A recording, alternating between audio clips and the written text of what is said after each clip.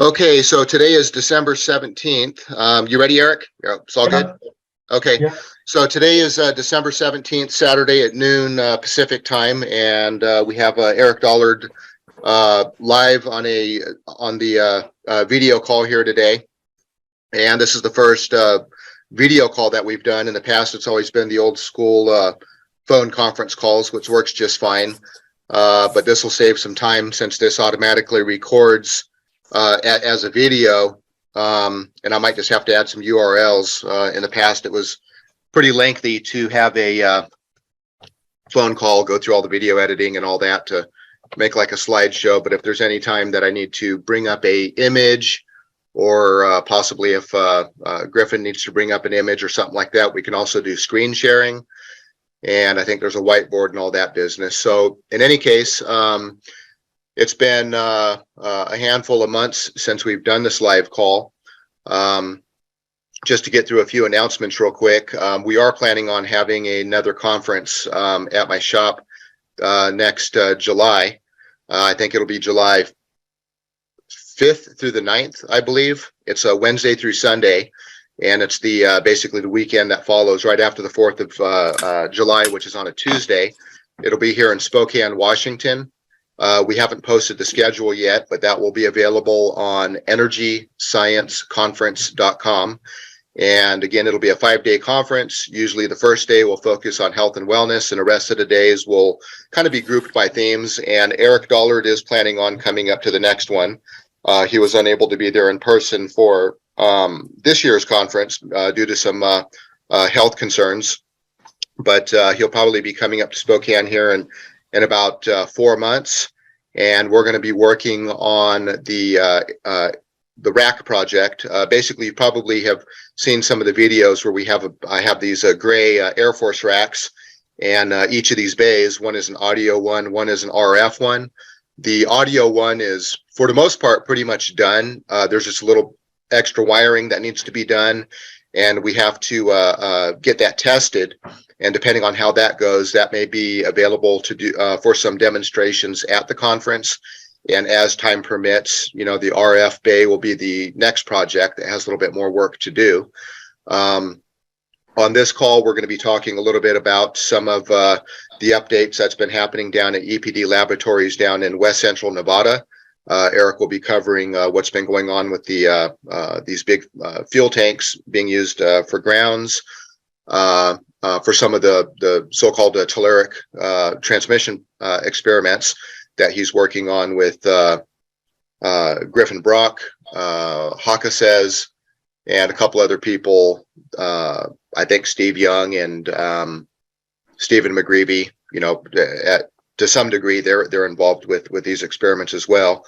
There's a new book that's available. It's The Law of Electromagnetic Induction. And what is the name of the book, Eric? It's the second volume of Heavysides, Electromagnetic Induction and Its Propagation. Okay, and that book is that's basically Maxwell's equations demystified. Okay, and that book right here is, I'm going to see if I can maybe do a little screenshot here. Let's see, launch the previewer. Well, maybe I won't do that, but in any case, it's on Amazon right now. It's not available live yet. There's a couple final edits that Simon Davies is helping me with, and that should be done today. We already have the cover made. So as soon as that looks good, I'll be able to order a proof copy, have one sent to Eric, and he should have that in his hands probably sometime next week, and I'll have a proof copy as well, so I can go over the phone with him on any final edits. And depending on how that goes, then that book should be available in paperback on Amazon by the end of the month. And that and part one will be available on emediapress.com as digital downloads, both part one and part two. And isn't part three, and Griffin has done a lot of work on the transcribing a lot of those notes into that. It's kind of been a heavy duty project.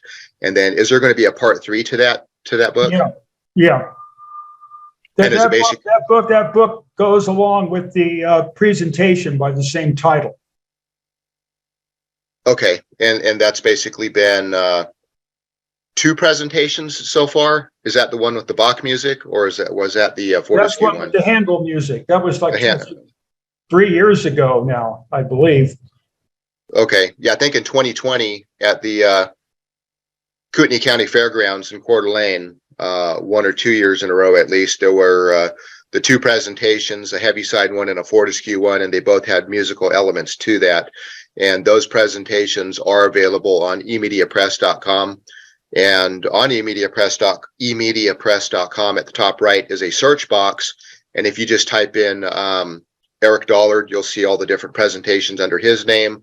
Or if you search by category for Energy Science Technology Conference or ESTC in 2020 or 2021, you'll be able to see the videos categorized by year. And so that's kind of been a theme that's been going along with the Heaviside presentations. And so Griffin, is there any kind of timeline on that book 3, or are you still working on the notes, or are you still writing that, Eric, or does Griffin have that's those long notes? done. That's done. Okay, so Yeah. that just has to be subscribed, or transcribed. And how long of a timeline do you think it'll be until those notes are ready for like a final edit? I would say that possibly because with the scope of other projects coinciding at the same time, that typically just on a sit-down basis, it could usually be accomplished in a month or 2. Month or 2. Okay, so probably by springtime, maybe March, maybe Possibly. end of, yeah. So if I have them in my hands at the beginning of March, then I'd say about a month to get it edited, put on Amazon, and it'll be a digital download and also a paperback on Amazon. Let's see. So now EPD Laboratories, Inc. is a 501c3 nonprofit charitable corporation based down in Nevada, which supports the work of Eric Dollard and a lot of these related projects that we're working on with Griffin Brock, Hakasays, Dr. Adrian Marsh from the UK. There's a handful of other people, myself, and they're all kind of interrelated in one way or another. And the organization survives solely on donations. And if anybody is able to make any donations to EPD Laboratories, Inc., it's greatly appreciated, no matter how big or small the donations. This pays the bills. This pays some of the government fees for some of the land rights for some of the projects coming together in regards to the seismic, advanced seismic warning system. Utilities, it's kind of expensive. Eric even pays for some of this out of his pocket for some people down in that area to help with the building. Some of the work being done there, I am paying for out of donations out of the bank account. So we can take donations either by check, money order, cashier's check by mail, or by donations through PayPal. And if you go to ericpdollard.com, this is the official website. And if you look in the right column and scroll down, you'll see donation information. And if anybody can help spread the word, we do get some donations trickling in. Once in a while, there's a big donation that comes in, and that kind of relieves some stress there. Recently, there was a $3,900 donation by a certain trust, and that helped to cover some of the government fees and also some building insurance. You're looking at like a $1,400-1,500 bill per year that's due all at once, and so fortunately we're able to cover those. So again, EPD Laboratories, Inc. It is all donations are tax deductible, and anything helps. So do you want to go maybe right into kind of describing what the fuel tank project kind of entails? Describe kind of what it looks like, how the setup is in relation to the building, and what you and Mickey have done to that over the last few months. Yeah, it's and its purpose. As of now, the unedited or sorted photographs are on the website. They need to be distilled down. So the tanks were converted to fire and flushing water tanks many years back. And much to my horror, I found out that the whole thing was just cobbed together, and holes were cut in the tanks and pipes were chopped off, and it was a complete nightmare to get the watertight integrity again in the system. And but we did it with improper welder, and everything was wrong. But we got it done. We got the tank sealed up. We have the ground termination. We have the liquid access to the tank, so it can be used as a heat reservoir or a cooling reservoir to deal with some of the heating and air conditioning here in the building, which is thoroughly non-existent right now. I mean, it was 28 degrees in this room when I got up this morning. So I got it to a nice comfy 38 now, but it's not really a lot of fun.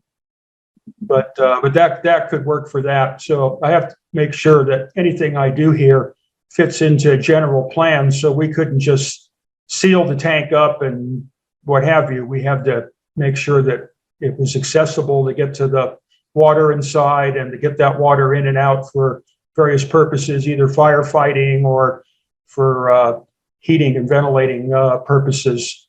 So the concrete sill, the gravel, the welding of all the bastardization of the tank, all that's complete.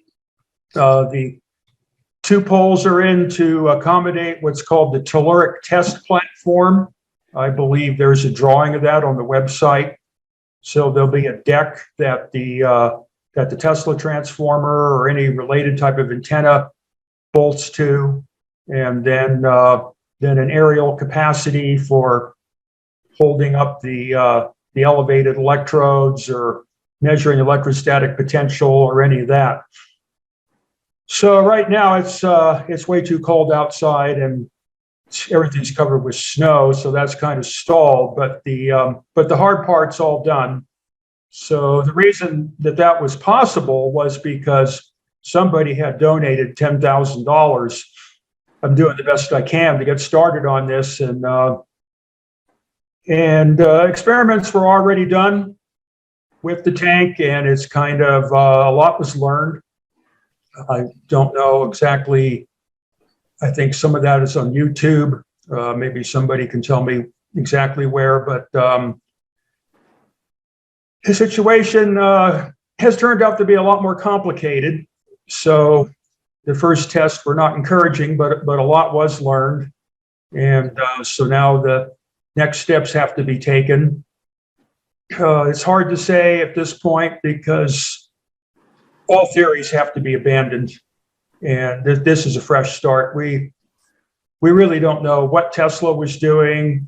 The theory of electromagnetism is a contrivance at best. And so this whole thing has to be approached with a completely open mind. And I'm just looking back to the original expectations of Radio Corporation of America when they involved me with this when I got out of the Navy is come up with an improved form of medium frequency and HF transmission that's 20 dB or better than anything that's presently available. And right now, that's the objective.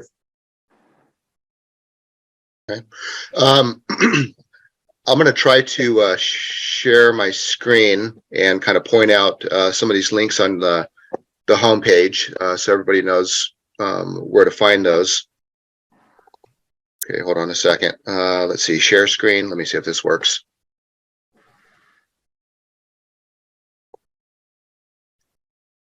Okay, is everybody seeing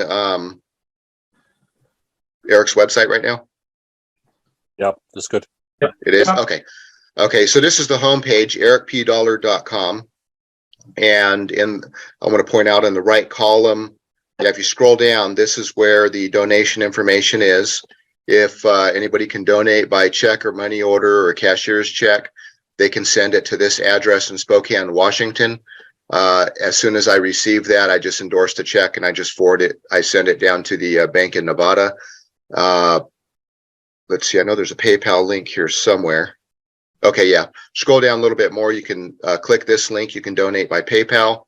And then, and also if you want to write Eric a letter, you can use the address below the PayPal link that goes to the Tonopah, Nevada address.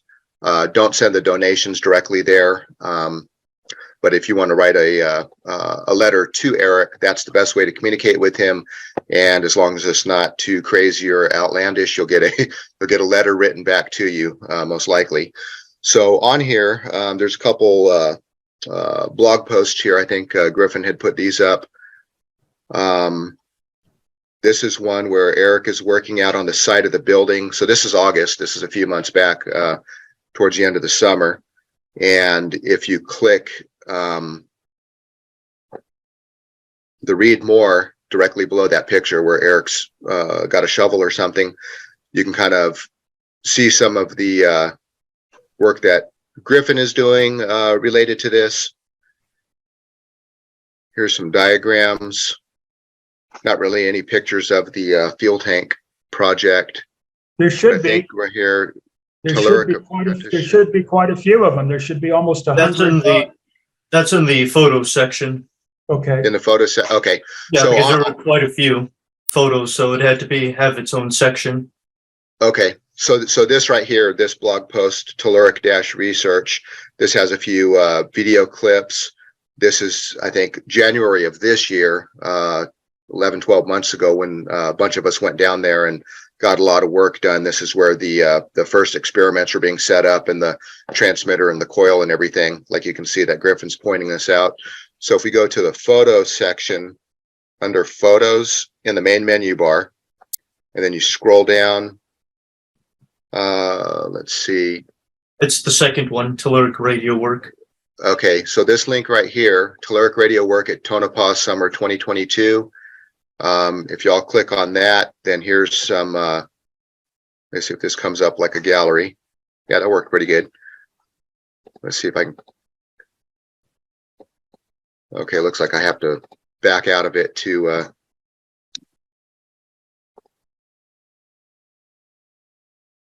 okay, so you want to explain what this picture is, Eric? Looks like the cover's off and you're at the top of the tank. Yeah, that's the hole that was cut in the tank, and the cut off vent pipe, which is at the you can kind of see it sticking out of the dirt there, where the upper plank crosses the lower plank, which is over the plywood covering the hole. You can kind of see the roundness of the tank. It's pretty good size. It's about 15,000 gallons.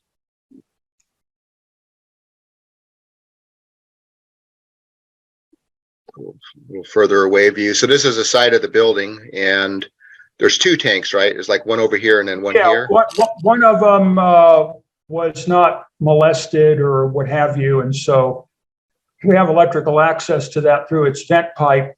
That's kind of a reference ground, and then this tank, which is being worked on here in the photographs, which is on the same axis as the other tank, is that's the one that's filled with water and what have you, and that's going to be the active ground. So the complication here is that the ground is not ground anymore. When you're doing this, the ground is hot. So you have to separate your station ground from your transmitting ground, which opens up a lot of complications. And then I have a major disaster here, is that the metal siding of the building is a parasitic shunt capacitance, which does not help the situation. And then to extremely aggravate it, the electrical utility entrance is bonded to it, and the power utility fiasco, which we're going through everywhere in this country now, of connecting the high voltage neutral and the customer neutral, means that the side of the building is connected to the high voltage power line. And that's going to be very difficult to correct.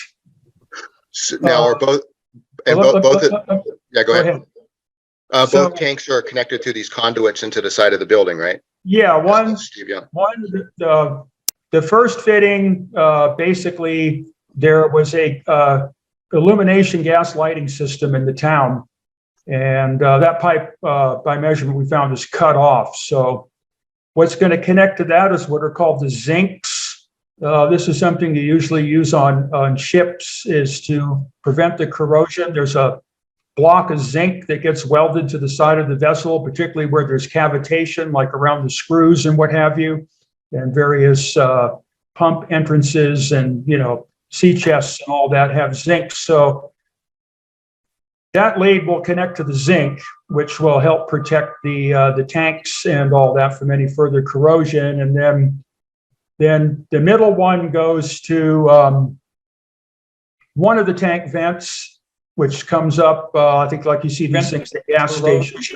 There's a pipe that comes up out of the ground with a little head on it. So each tank has a vent, so the other two conduits are connecting to those vents, and that's how we were able to determine what kind of continuity. That's how we found that one of the pipes was cut off, and also found that we have a non-inductive impedance to the earth here of 1 ohm, which is exceptional, absolutely exceptional. So the complication with the high voltage neutral is power company cooperation is required. Outstandingly, this utility company here has been very cooperative, is fine with us having a delta-delta connection and disconnecting the high voltage neutral and all that, but there's going to be money required for that. They did do it for the electrical connection to the mine. They did not require any money. They did about $50,000 worth of work and put it line to line, so we have a delta connection up there. So the next problem now is to find a contractor to put in the terminal pole so they can connect the power. But for some reason, it just seems to be hard to get anybody to do anything anymore. So I'm not getting too far on that. And then the big problem is going to be where is the money going to come from for a project like that? Because that's kind of beyond, there's the connection to the tank there. It's kind of beyond private donations. But one thing I need to point out, this is a massive project. EPD Laboratories is a public utility in this town. And we have responsibilities with our lines and poles and what have you. And also there's a lot of abandoned stuff here that we've inherited that out of my own funding, I've been spending to take this stuff down off the power company poles and wires dangling over people's houses and all that. And that's gone very well with the power company. So we did a lot of work for free that helped them, and now they're helping us. And but this takes a lot of money. I mean, we got miles and miles of poles and wire out in the desert, and there just hasn't been enough. One facility, the Mojave facility, which was a secret one and is related to Landers, had to be abandoned because there just simply isn't the funding for it. And things are kind of sliding behind here. And about all I can really do much anymore with the money that's coming in is write books. So, which I think is more important than anything else right now, because the understanding of electricity has completely vanished. So the present book I'm writing, which will be part of the upcoming presentation, is the Tesla four-phase system, and then that will expand into a complete textbook on polyphase power, because there's no really useful explanations of polyphase power available right now, and the whole electrical utility system is going to hell because of it. And we will eventually open up for questions on this call. Now on the right side, Simon posted that link to the donate link, and I reposted it. And let's see, I know that people are kind of, let's see, there's a couple comments on here about going onto a podcast and that kind of stuff. A little hard to pay attention to while I'm trying to juggle the controls of this call, but we'll get to those. Do you want me to open up for comment from Griffin, Hakasays, Dr. Marsh, or anything on this, Eric, and see if there's anything else we want to cover and open up for questions? Yeah, well, let me kind of set it up. Sure. So Griffin's kind of at the forefront right now, because I really have no laboratory here. I've been here for 10 years now. I was brought here under false pretenses, as you well know, Aaron, that I was going to get a laboratory, and it turned out to be a scam. And 10 years, no laboratory. So how much longer should I wait? So fortunately, Griffin has a fairly good setup.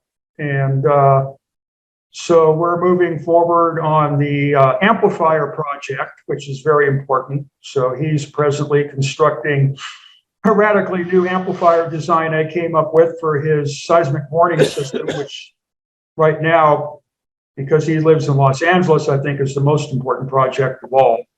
And then of course, his work with the vacuum bulbs is outstanding. And we're attempting to get this Tesla transmission thing hashed out, but that is extremely difficult because of all the tedious experiments. You have to wind coils and then fool with them. I think the theoretical basis for this now has been hashed out by the experiments we did here last time, which makes things incredibly more complicated. There is still no way to mathematically derive the characteristic impedance or the propagation constant of an isolated solenoidal coil. So that's kind of the big holdup. So at this point, I'll let Griffin take over. Okay, yeah, so that actually correlates into part of Adrian's work, which he presented on this last conference. Now, a couple days ago, I was experimenting with the telluric test bed, which pictures of that is on my website. And until recently, I was experimenting with single resonant coils. And of course, the various phase alignments of the potential and current nodes alongside these coils. And with aid of Mr. Hakasays, that we've been able to take certain vector network analysis measurements of these coils.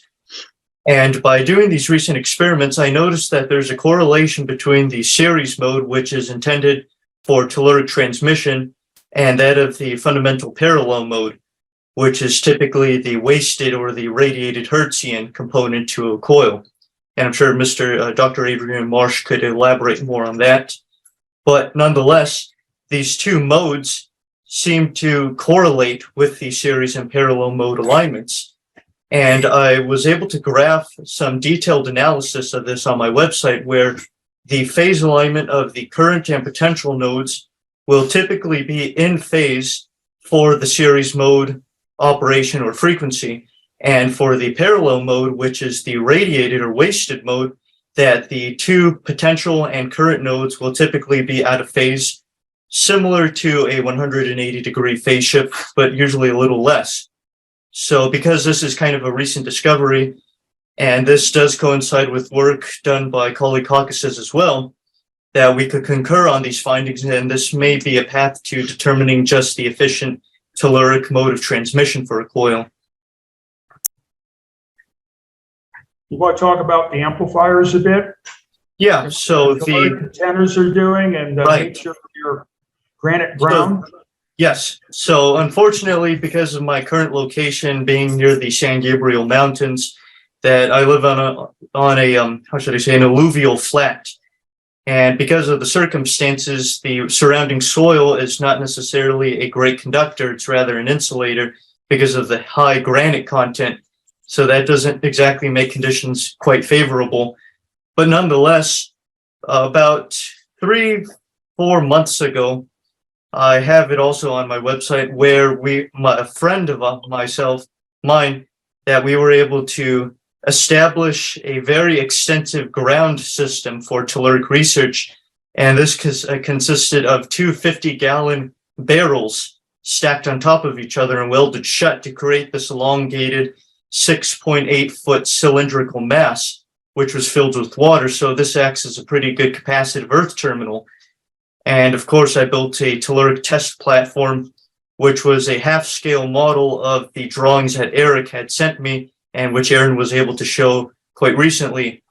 So using this, along with other ground terminations and flat top antennas situated atop my laboratory, I have adventured upon a more elaborate electrodynamic seismic warning system, which I first presented at the 2020 conference, Energy Science Technology Conference, that is. And this system consists of more elaborate receivers, detection equipment, and chart recording equipment, so that on a second-based interval, we could see what the relative seismic activity is, via the ionosphere and Earth waveguide, along with the telluric component, which is kind of the more abstract or dynamic component to electrodynamic seismic forecasting. And this typically adheres itself to nearby field or nearby activity regions. So granted, I am in California, this situation presents itself quite clearly as seismic activity happens on a regular basis. And of course, this type of system would make sense because this would allow me to detect prior to the big one that everybody claims will happen soon and essentially give precursor warning to that event. So all detail of that extensive project, which is primarily funded by donations and has been able to sustain itself, is posted on my website and also on my YouTube page, where I give a walkthrough video of what the setup is currently. Hey, Griffin, in the message chat on the side of the screen, can you type in your website address so everybody knows how to get there?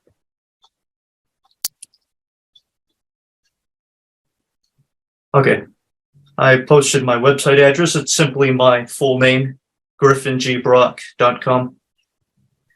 And under that website, then you're able to see the YouTube channel in which I post somewhat regularly with updates and videos of just what work is being conducted with the seismic amplifier, as well as one of my favorite research fields is with high vacuum and high frequency. And there's a PayPal donate link on Griffin's website. Yes. Okay. Dr. Marsh, do you want to jump in on anything, or Hakasays, or? Yeah, sure. I'll add on some progress on the 3-coil system.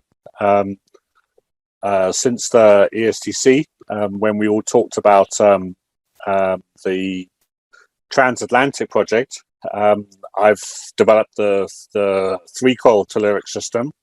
So whilst Eric and Griffin are working hard on the 1-coil system, so I've been working hard on the 3-coil. We presented some network analysis on those, and again, the series mode and the parallel mode are tunes. We're all working on around about the 1.86 megacycles at the moment. I mean, we have plans to go lower. Obviously, Tesla was working a lot lower than that. But this is a good starting point. So the 3-coil system from the UK side is now tuned and set up. It can be tuned for the series and the parallel mode at 1.86 megacycles. It has a ground system which at the moment presents around about a 5 ohm impedance at the frequency. It can go down slightly if it's irrigated. It's a pumped water system, so I can actually pump water down into the ground actively, and it irrigates the ground system around the electrodes. So if you imagine like a copper pipe system, and the water can be pumped down into the ground, and that reduces the impedance by about a factor of 2 as you irrigate it. So there is a lot of work on my website on the 2-coil telluric system, and I'm going to repeat, probably come January, I will repeat the 3-coil system from the same places. So at the moment, the 2-coil system, I could go to about the telluric results to about 30 miles, 35 miles. And when I went up to about 100 miles at the beach, then I didn't get a result there. So I'm looking to improve that with the 3-coil system. The advantage of the 3-coil is it gives a selectable LMD cavity between the extra coil and the secondary, and it allows multiple modes to be tuned. So you have about 5 or 6 different modes that you could tune with the 3-coil over the 2-coil. And I will probably in January repeat the same field trips. So first of all, it's 30 miles. And then also up to 100 miles. And if those are successful, then obviously we're looking to link those, that's experiment between the UK and the US, see if we can do that groundbreaking experiment of actually getting a telluric communication between transatlantic. I know, Eric, that you when we spoke, I mean, you've seen that across all of America, from one side of America to the other. So, in principle, I think it should be possible. Do you want to add some more, Eric, on that? Well, there's somebody over there named Bruce Gavin that has been doing this. I don't know if you can get his cooperation, but at any rate, he achieved about 1,500 miles. Oh, that's good. 1.8 megacycles, and trying to get your signal to California, I think, would be unreasonable. If somehow you can contact him and see if he's willing to work with you on it, that would greatly increase the probability of success. Do you think that as you know, he was the one that built the Colorado Springs scale model. So this guy is quite adept at putting this stuff together. Yeah, I did. I remember that retreat well. I remember that he was there and then he wasn't. So I don't know about that. But I mean, how about the from the UK to Tonopah? Do you think that's possible? I think it'd be best to try coast to coast if you can get somebody on the other side of the country to cooperate. Yeah. Here would be more. Well, I don't know. I mean, we're in the blind on this. So, but right now, I think Tonopah is probably going to be more between like here and Griffin, or another person that's working on this that has an installation in Arizona, Steve Young. He'd probably be one of those two. Yeah, so close. Maybe Steve McGreevy, because he's actually very close. He's in the same geology, but so being that I'm 70 years old, I can't be waiting around another 20 or 30 years for any of this stuff. So I'm part of what's called the do it now generation. Either we get it done or we go on and do something else. I agree fully. Hey, Hakasays, did you have something you wanted to jump in on? I guess just a couple things. So post-conference, as Adrian said, we were trying to do the transatlantic telluric communications, but of course, things become more complicated when you actually try to do it. When I was around that time, I was working on a very good ground system. And my thinking was that, you just drill a borehole down, 30, 40 feet, hit the water table, get a nice low impedance, everything will work perfect. Lo and behold, both with the crash course I was lucky enough to do with Eric in August, and my follow-up when I finally finished it, the interesting thing, of course, was that the DC resistance was only about 2 ohms to the very major electrical ground, but the impedance, it turned out to be just as bad as a single ground rod, about 50 to 70 ohms. So I learned in that the importance of the ground is much more on surface area than on the sheer conductivity. Unfortunately, of course, that means I had to go back and revisit my ground system. So I have a plan in motion, but of course the day job intrudes. So, you get on the road for a month, you don't have any time to mess with that. And of course, Christmas and all that comes through, but working for it. Hopefully in the near future, I get a better ground situation going and I can do some better tests with that. In addition, I did, while I was on the road, I did have an opportunity to do some vector network analysis of one of the same coil systems we were experimenting in Tonopah on a marine vessel of a large size. So we actually were able to do some rough experiments with a ground plane that was about 50,000 square feet. And I didn't have time to finish it, but the rough idea was that it was comparable or actually a little bit better with no optimizations or anything than Eric's. I think Eric's, the best we measured live was 12 ohms and I got down to almost 10. So it's one of those things, of course, it was just a one-off, but it was promising for me because it helped show that the surface area was more important than direct resistance. So at least it gave me a direction to go in. So hopefully we're going in the right direction. Right. It seems as though that we're also looking forward to that reception when you're on the ship, when the whole ship becomes the ground plane.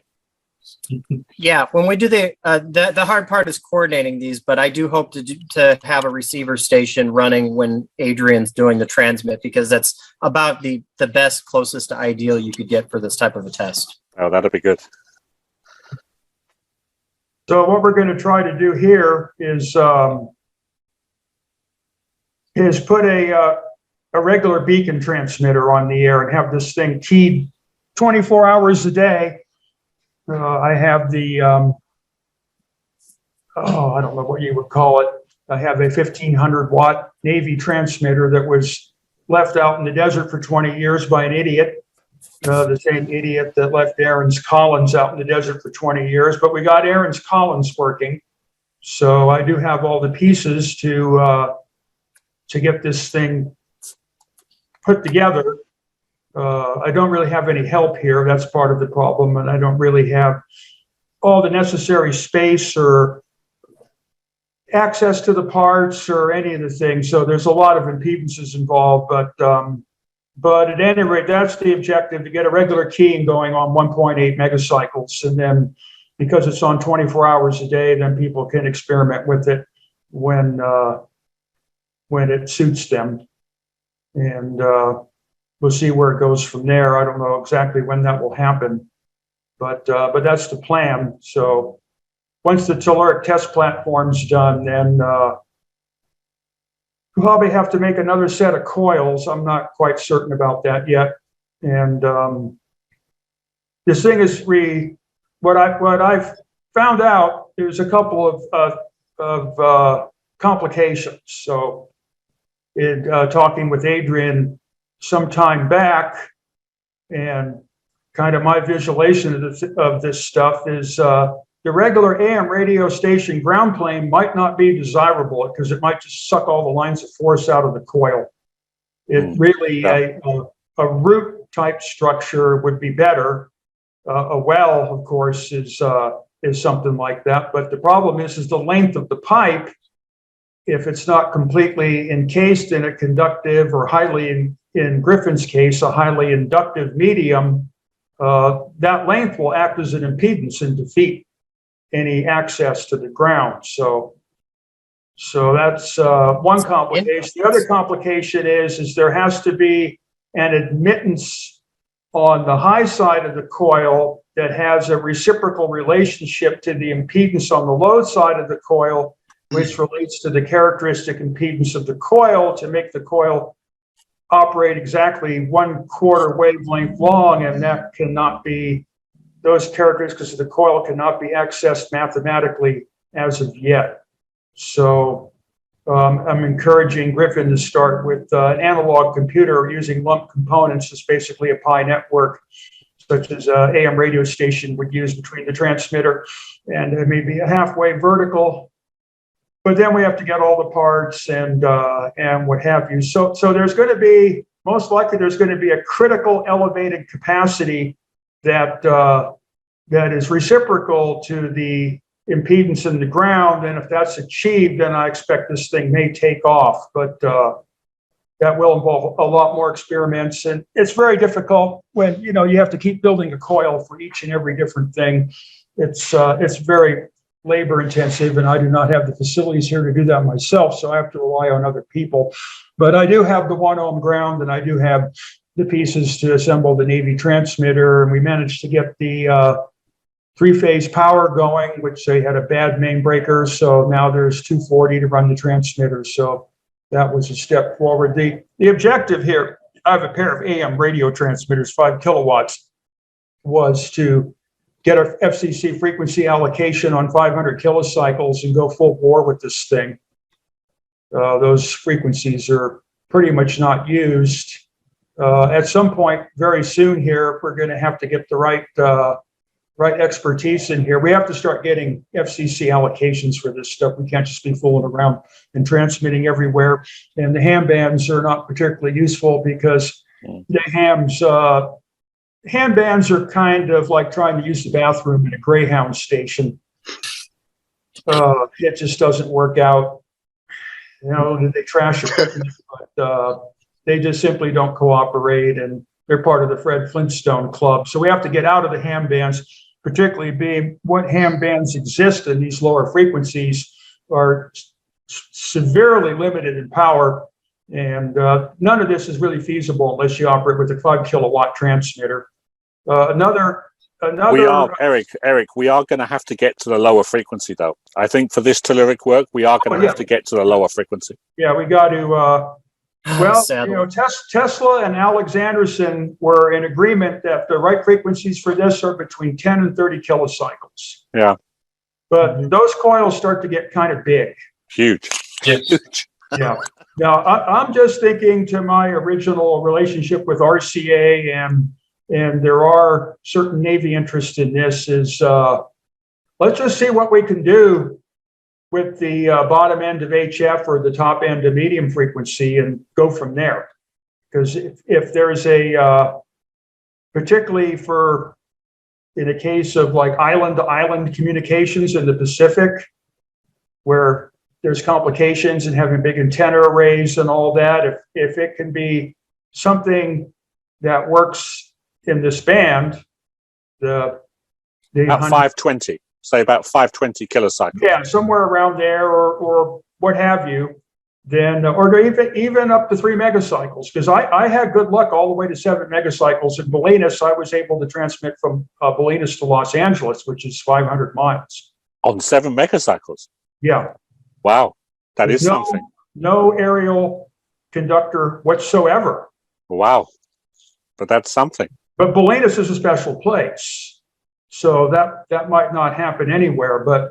But at any rate, there's millions of islands in the Pacific that desire some kind of non-disruptible communications for basic, purposes, nothing, high-speed digital or anything. And if it's possible to come up with some kind of borehole and then a mounted coil and an elevated capacity that gets a good signal from island to island, there is allegedly a demand for that. So basically, I don't care if it's Tesla or Alexanderson or Marconi or who it is. If it's 20 dB stronger than a conventional HF antenna array, then that's all I care about, because I'm very goal orientated with this stuff. All I care about is what works. I'm not going to get involved in a sea of theory or spend way too much money on experimentation if there's shorter ways to go about this. Well, the advantage, if we can get plus 20 dBs, then we can also get some revenue in as well. What's that now? Well, it means if we can get plus 20 dBs, we can also get some funding. Well, the bandwidth is not going to be more than regular telephone or AM radio station bandwidth. Now, the Alexanderson antenna, the improvements I've made on the Alexanderson antenna can have up to 30 kilocycles of bandwidth. That's unheard of. But that's a more elaborate structure, and I have not been able to get that project requires major funding. So I have 3 facilities available to me. I have 5 miles of H-loaded telephone buried cable in the Mojave. So H loading means the cable comes to the surface every 6,000 feet. I have at the same location 1 mile of aerial conductor. At this location, I have also 1 mile of aerial conductor, but the harmonics from NV energy are so strong that telluric reception out of the ground at the voice frequency band is not possible, but Alexanderson transmission in the very low frequency band is possible. So I have 3 facilities, but these are major projects that have to move in $25,000 steps, and I'm just not getting that. So fortunately, the $10,000 that was supplied was enough to do this tank and telluric test platform project and get some kind of coil constructed. It's not cheap to do these things. It's quite expensive when you're dealing with this on a public utility level. It's not a hobby shop thing anymore. We're dealing with a major, advancement in electrical knowledge here. That's been, one thing I did want to point out is on the subject of electrical knowledge and its detractors is coincidentally when I started writing, which I'm working on now, writing on the Tesla four-phase system, which is has a lot of unique characteristics that three-phase does not. And that's why it's been used like in communications for color TV and FM radio and sideband generation, servo systems, all kinds of things. Four-phase is, as I started writing this, I usually learn more myself in the writing than probably the people that read it.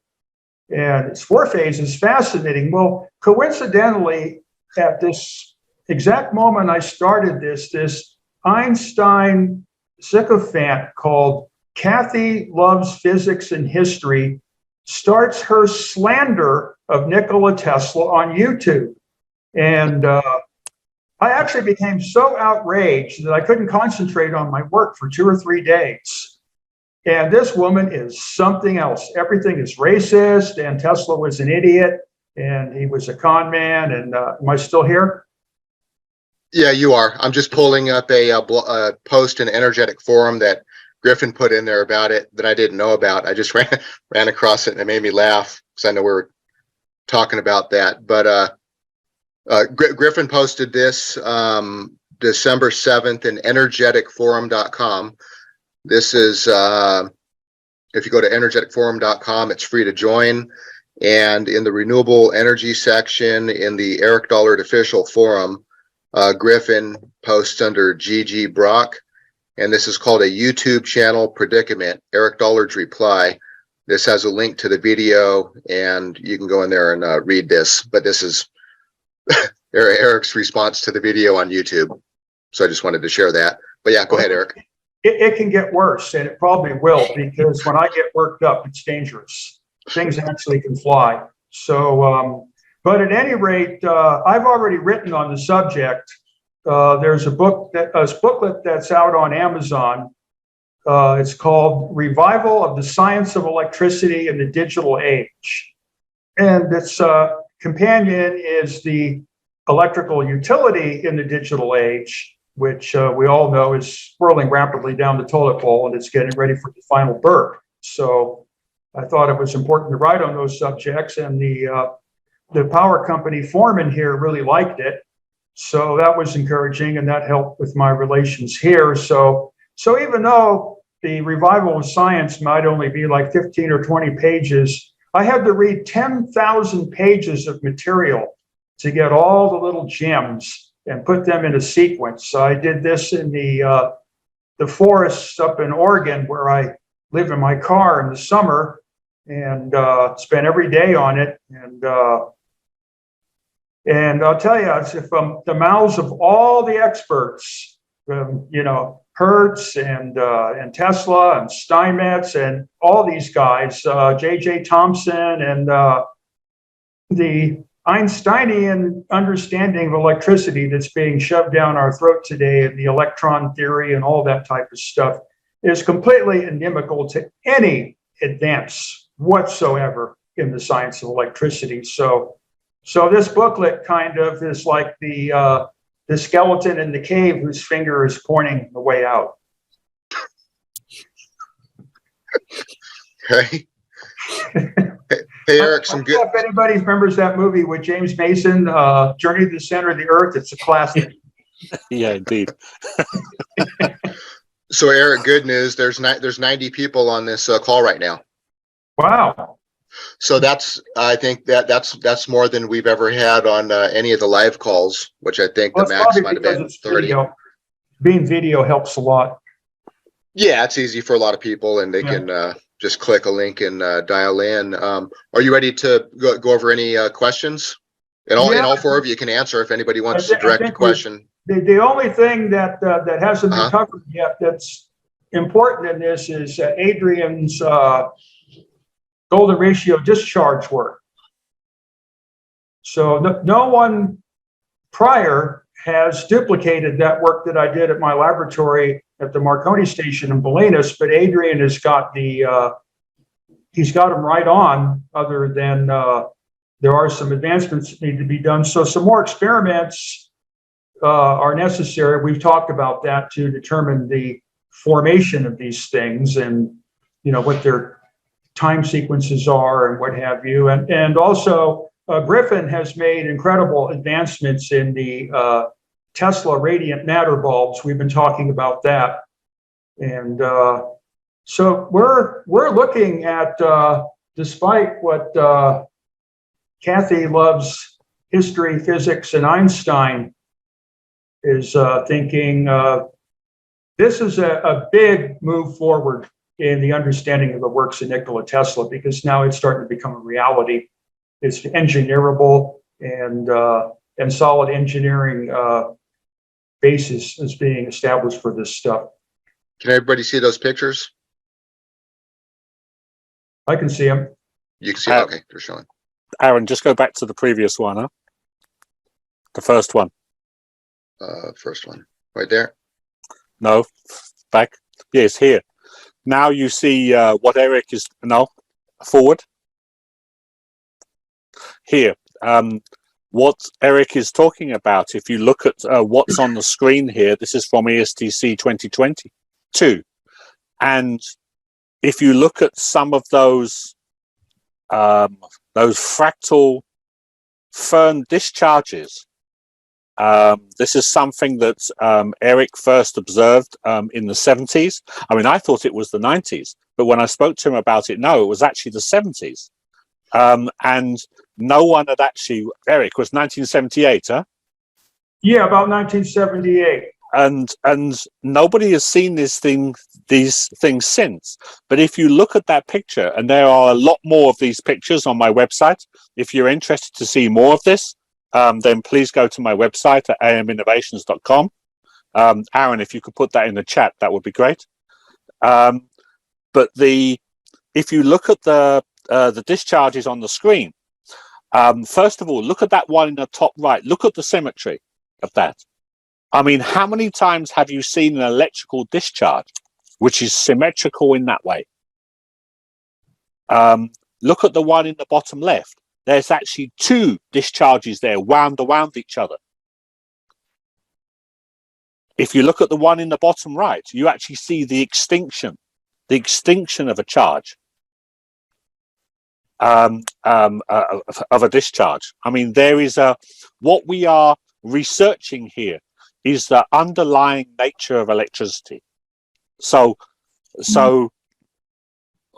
there is an underlying order.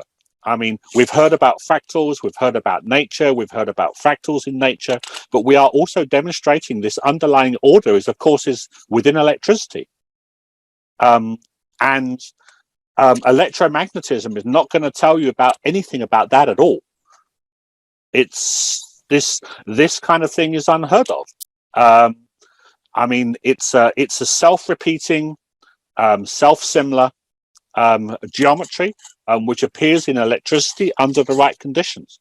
And we have established what those conditions are. So this is a major research project that we're underway at the moment. Just what Aaron is showing now. I mean, these are the demonstration system that I used in 2022 and connected to some of the bulbs that Griffin developed. So we wanted to try a on-the-spot experiment. So this is the coil, and it looks like a regular Tesla coil. I mean, just a conventional Tesla coil. There's nothing special about it. It's a 5-to-1 ratio. It's designed to have lots of voltage magnification for discharge. It's got nothing golden ratio about it. And it's driven from a low frequency modulated oscillator. That's the equipment that so on the left there you have the high tension power supply, and on the right you have the tube supply, which is basically it's a class C in this mode. It's a class C Armstrong oscillator, and that's driving that coil. And this picture here shows Eric's original picture. Eric, I presume that was 1978. You took this picture. No, that one's at the Integratron. That would be about 1984. Okay, so 1984, Yeah. this one on the left, and then the result that we got here on the right. And if you now start look in detail, look at the primary tendrils, look at the secondary tendrils, look at their positioning. I mean, there is order here. I mean, those discharges, I mean, obviously the photography is different. One is an analog photography, the other is a digital. But if you look at where the tendrils bifurcate out of each other, they are essentially in the same positions. It has order. It has a natural order. And this is about the relationship between the magnetic field of induction and the dielectric field of induction. Things that Eric defines fundamentally at the beginning of his work and throughout the whole of the 60 years that he's been working. The relationship between those two induction fields has an underlying order. And what we are working to demonstrate is that this underlying order is a part of life's natural order. And that's a massive thing. That's a huge step. So electricity is not just something that comes out the socket. It is not something which is just generated because we use whatever method to heat to steam. We drive a turbine, which drives a generator, and out comes electricity. Electricity is a fundamental part of nature. And then there is an underlying order in that. And that is what we are working to uncover. And since 1970s, when Eric first saw it, and now, I mean, that's almost 40 years. Nothing's really been done on this research. So we are making great strides forward. Hopefully next year we'll have a lot more time to have a look at these things, to do some work together. As Eric was referring to, you asked the question, how does that discharge actually create? How do you get that? What is the relationship between the magnetic induction field and the dielectric induction field? I mean, we worked out what the fundamental characteristics are in order to be able to generate this. You need three things.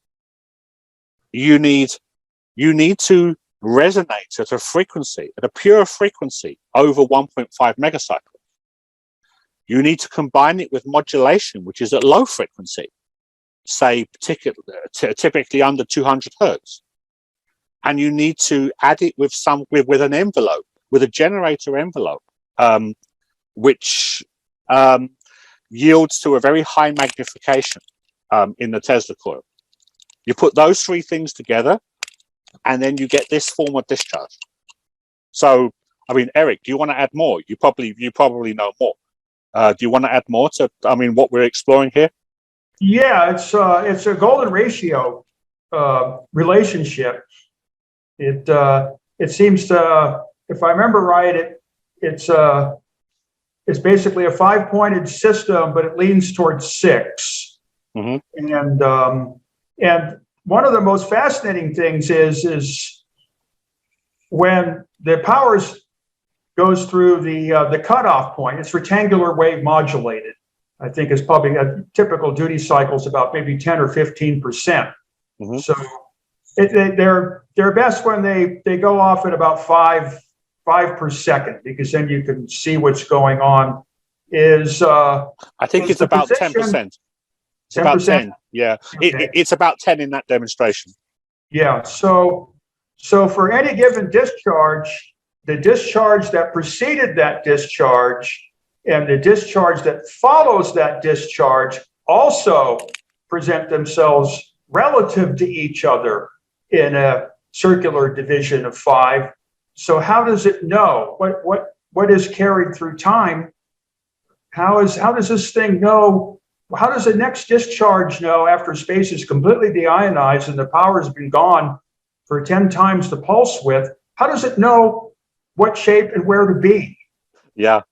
We're dealing with the fundamental, when I discovered this stuff at the RCA station in Bolinas, at that point I was known as the wild man of Bolinas.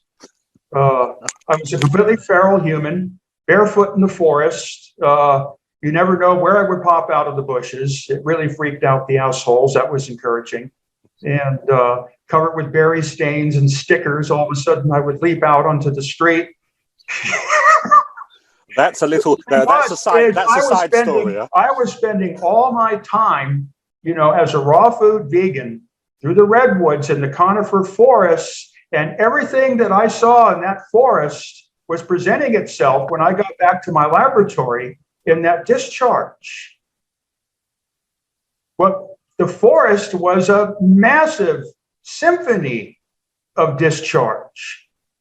And that really struck me. That was one of the idyllic things, and the tragedy of its loss was the Marconi-Bolinas transmitting station sits on a massive ley line. The voodoo there is absolutely outrageous. I mean, you could have, a mosquito fart's worth of power, and you can get a signal all the way across the Pacific with it. And one of the most beautiful spots in the world, and it's been lost to the swines of the earth. It's just, I still wrench this day. But at any rate, getting off of that. Now, these discharges can be manipulated by using a master oscillator power amplifier and having, I wrote this in my condensed intro to Tesla transformer. It's an old paper. Borderland got a hold of it, and it's out public domain now. When I lost my Bolinas laboratory and I met Philo Farnsworth, who was really a major influence in getting started in all this stuff, particularly the mathematical end of it. Not having any laboratory anymore, then he handed me some books and he said, okay, well, now you do it with mathematics. And also, let's see, I kind of lost my point now because there's too many things going on. What was it's about the discharges, how they form. Yeah, the discharges. Yeah, I can't remember now. I lost that one. It'll come back to me. But so the getting back to the modulation. So that's what Philo handed me one of his father's Television Laboratories Inc. notebooks that was blank, and handed it to me and said, write down everything that you did in your laboratory in the Marconi building. And that exists now as what's called the condensed intro to the Tesla transformer.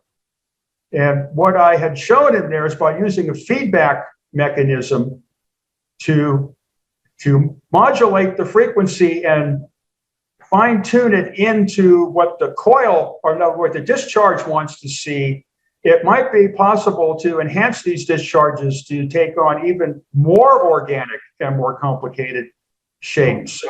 So presently, this is what's getting built up at Aaron's place, but it's a very tedious, arduous project, and it's out of my neighborhood, which makes it even more difficult. But nevertheless, it's a beautiful spectacle to see. The Bolinas Tesla transformer has been reconstructed now. And so the next step is getting the necessary RF power to the thing. And so the objective this time around, assuming that everything works out, is presently with the Collins, we have 100 watts, but I think without too many complications and operating this thing in a partial coil mode, which we have been doing for the cosmic light bulb, there'd be no problem getting it up to 1500 watts with audio modulation. So that the flame speaker, the flame will be 3 times as long because the length of the flame goes up with the square root of the power. And the cosmic light bulbs can get agitated to the point which they will viciously explode, even though they have a vacuum in them. So the complication right now is getting the guy that's in the vicinity to start making these tubes and what have you. And then I got to get up there and see how far I can go with all this. So that's the objective there. So hopefully by July, we will have this thing operating at 1500 watts. And which could do some of the fractal discharges, but the coil configuration for doing that, we don't have the transmitter built for that yet. It was out of the frequency range of the Collins, so that really delayed a lot of things. So right now, I think it's just the flame speaker and the cosmic light bulb. If we can get to that point, the next step there, that would be good. Well, we've got the AM Innovations equipment. Aaron has that also, so we can utilize some of that as well. We got the coil there. I mean, we should just be No, able to, this is different. This is, that but I won't mean, work. we should be able to drive that coil from your 2 racks and get a much bigger discharge. No, but the thing is what you have is self-oscillating, and that we have to run with the master oscillator. Yeah, that's true. That's true. We have to So run. that's the next step. There's a lot of advancements that need to be done in this over conventional. First of all, microwave transformers are flea power. The other problem is because of the save money and let it burn policy of technology today, is the inductance coils are no longer present where they're supposed to be. And you can't really find these things anymore. It was an absolute miracle that the thing that I'm building for Aaron, we were able to find all of the necessary inductance coils, including the radar modulation choke.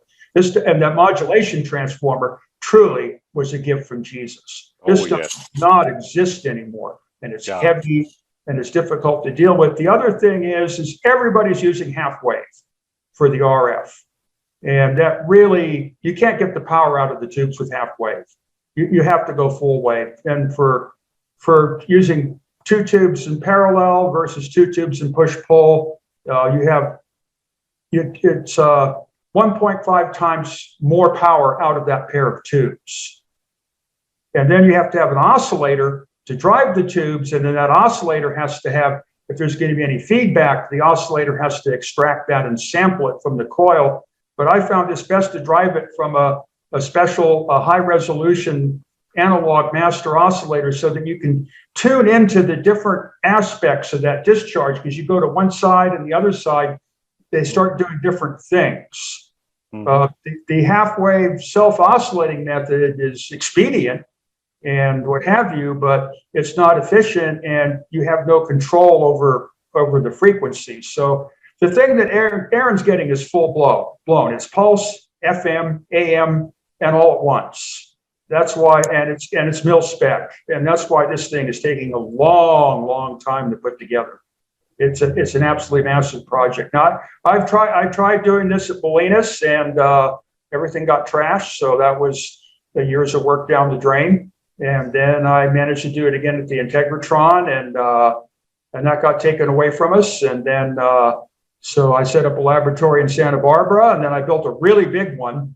I think the only available witness to it might be Peter Lindemann.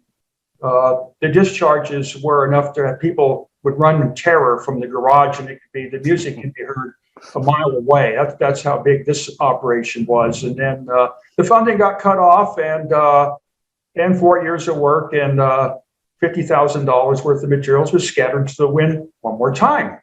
So now I got this place, but I have no support to do anything like that here. So Aaron has started one of his own. So now this is the 3rd try. So we have to say it's now or never. That's right. Now in May, I turned 70 years old, and the exact same week, my odometer on my Toyota Corolla rolled over 700,000 miles. Okay, to date, I've been here 10 years, and I still don't have a laboratory. So should I complain? I'll leave that to others to decide. So that's basically, other than I can describe some of the stuff that Aaron's showing. So that's the amplitude modulator output tubes, pair of 810s. They'll develop about 600 to 700 watts of audio power. And this is the putting together the special exciter for the coil with all of its elements operating. It's made out of Army Air Corps 100-watt transmitter. I think it's I forget what it is, a BC 375 or something like that. So fortunately, in my inventory of GLOM, I had several tuning units out of that. And then the transmitters being assembled with more economical vacuum tubes because you can't get the tubes, nor would you have the space to put that stuff in. That was one of the big complications was 10 pounds of shit in a 5-pound bag here, getting all that stuff in the rack was, boy, it took some figuring. I'll tell you, it took some real figuring. So, but at any rate, it looks good, and the Voodoo was good. Was able to find all matching Westinghouse Navy meters, World War II ruggedized meters, all the right scales, no funky scales, you know, that you have to put multipliers on, all the right transformers, all the right chokes. This thing, I mean, I would estimate it probably has 3,000 to 5,000 screws, nuts, and washers alone in it. Yeah, yes, it does. It's a work of art. And this project, those two, the RF and the audio system, that was all funded out of my pocket. So no donations from EPD Labs went to that. That was all personally funded. So, but if anybody wants to donate anything this way, it did cost a fortune. Well, that's the problem here. You know, it takes a lot of money to do this stuff, and what's discouraging to me is I don't have anything here.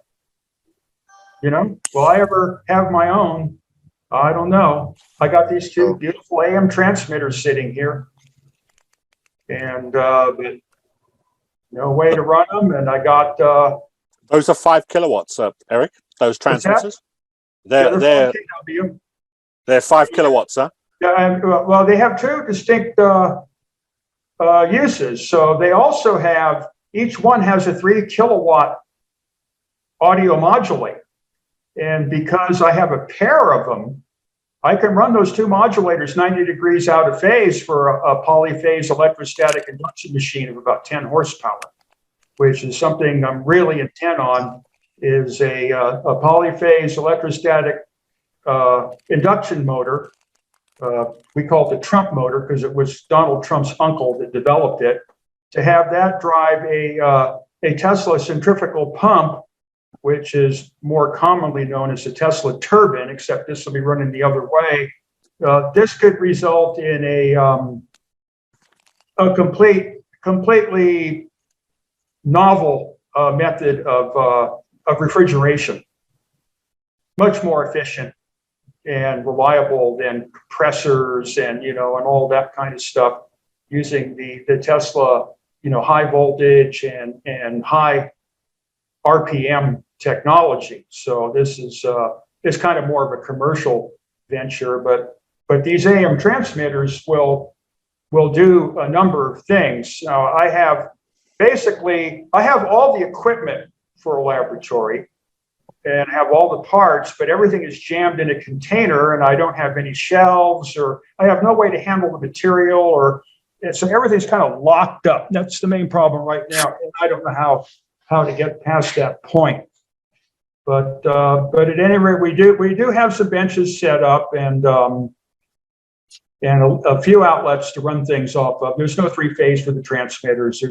I basically only have 4 110 circuits in the whole building. This is the Chris Carson electrostatic induction machine here. It's a project that we had jointly conceived, inspired by Van Tassel's Integratron, which was a giant electrostatic machine.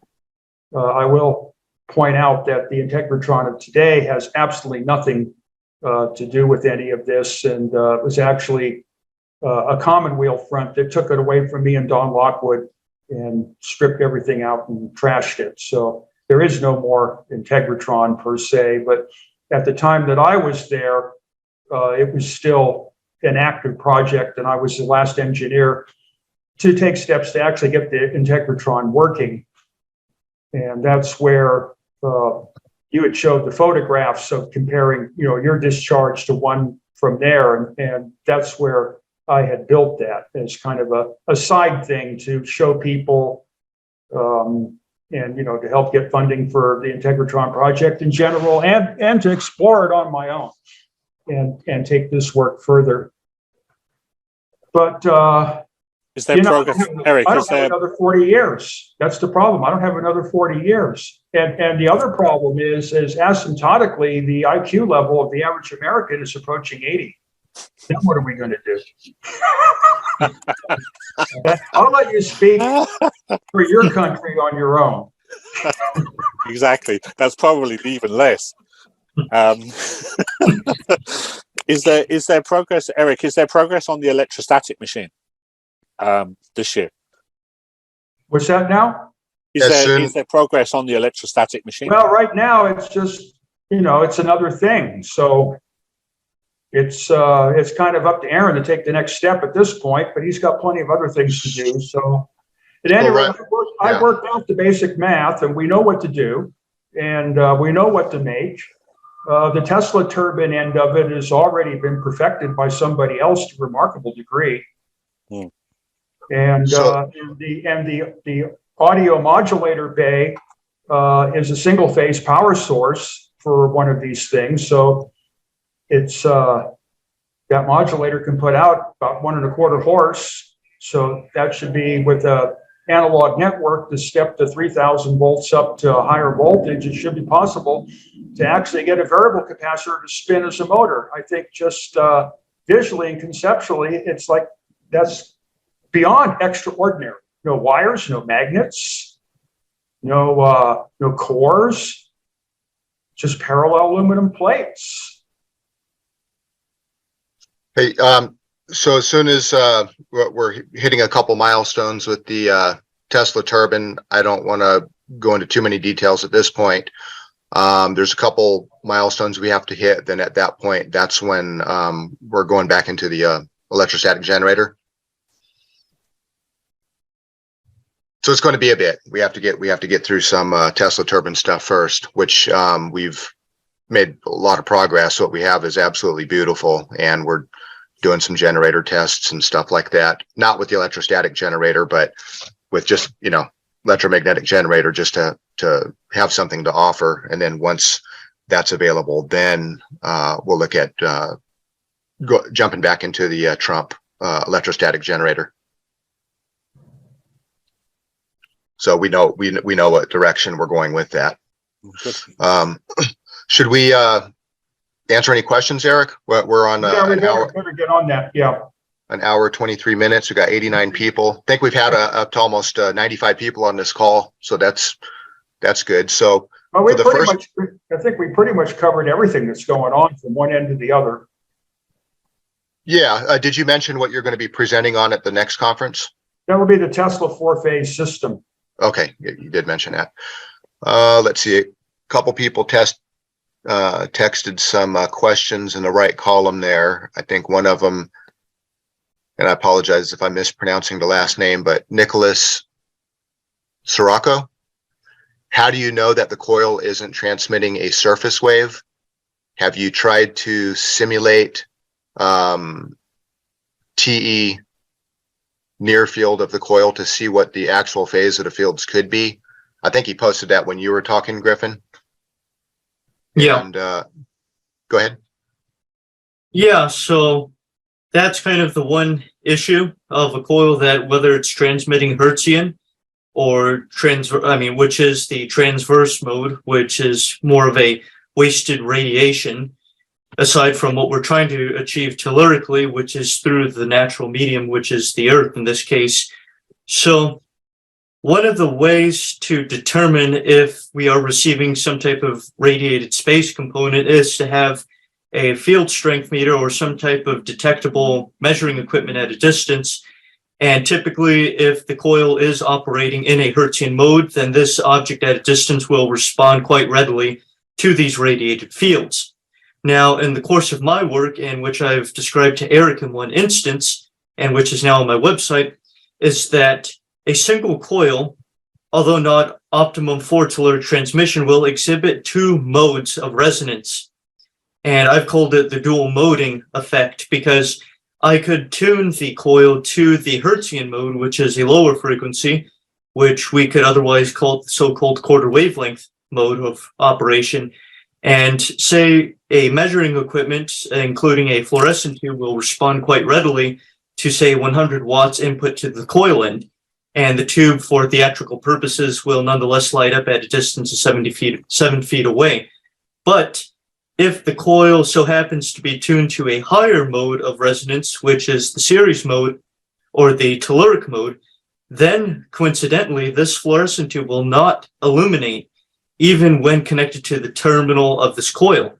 So within the proximity of this coil, there will be virtually no radiated Hertzian component.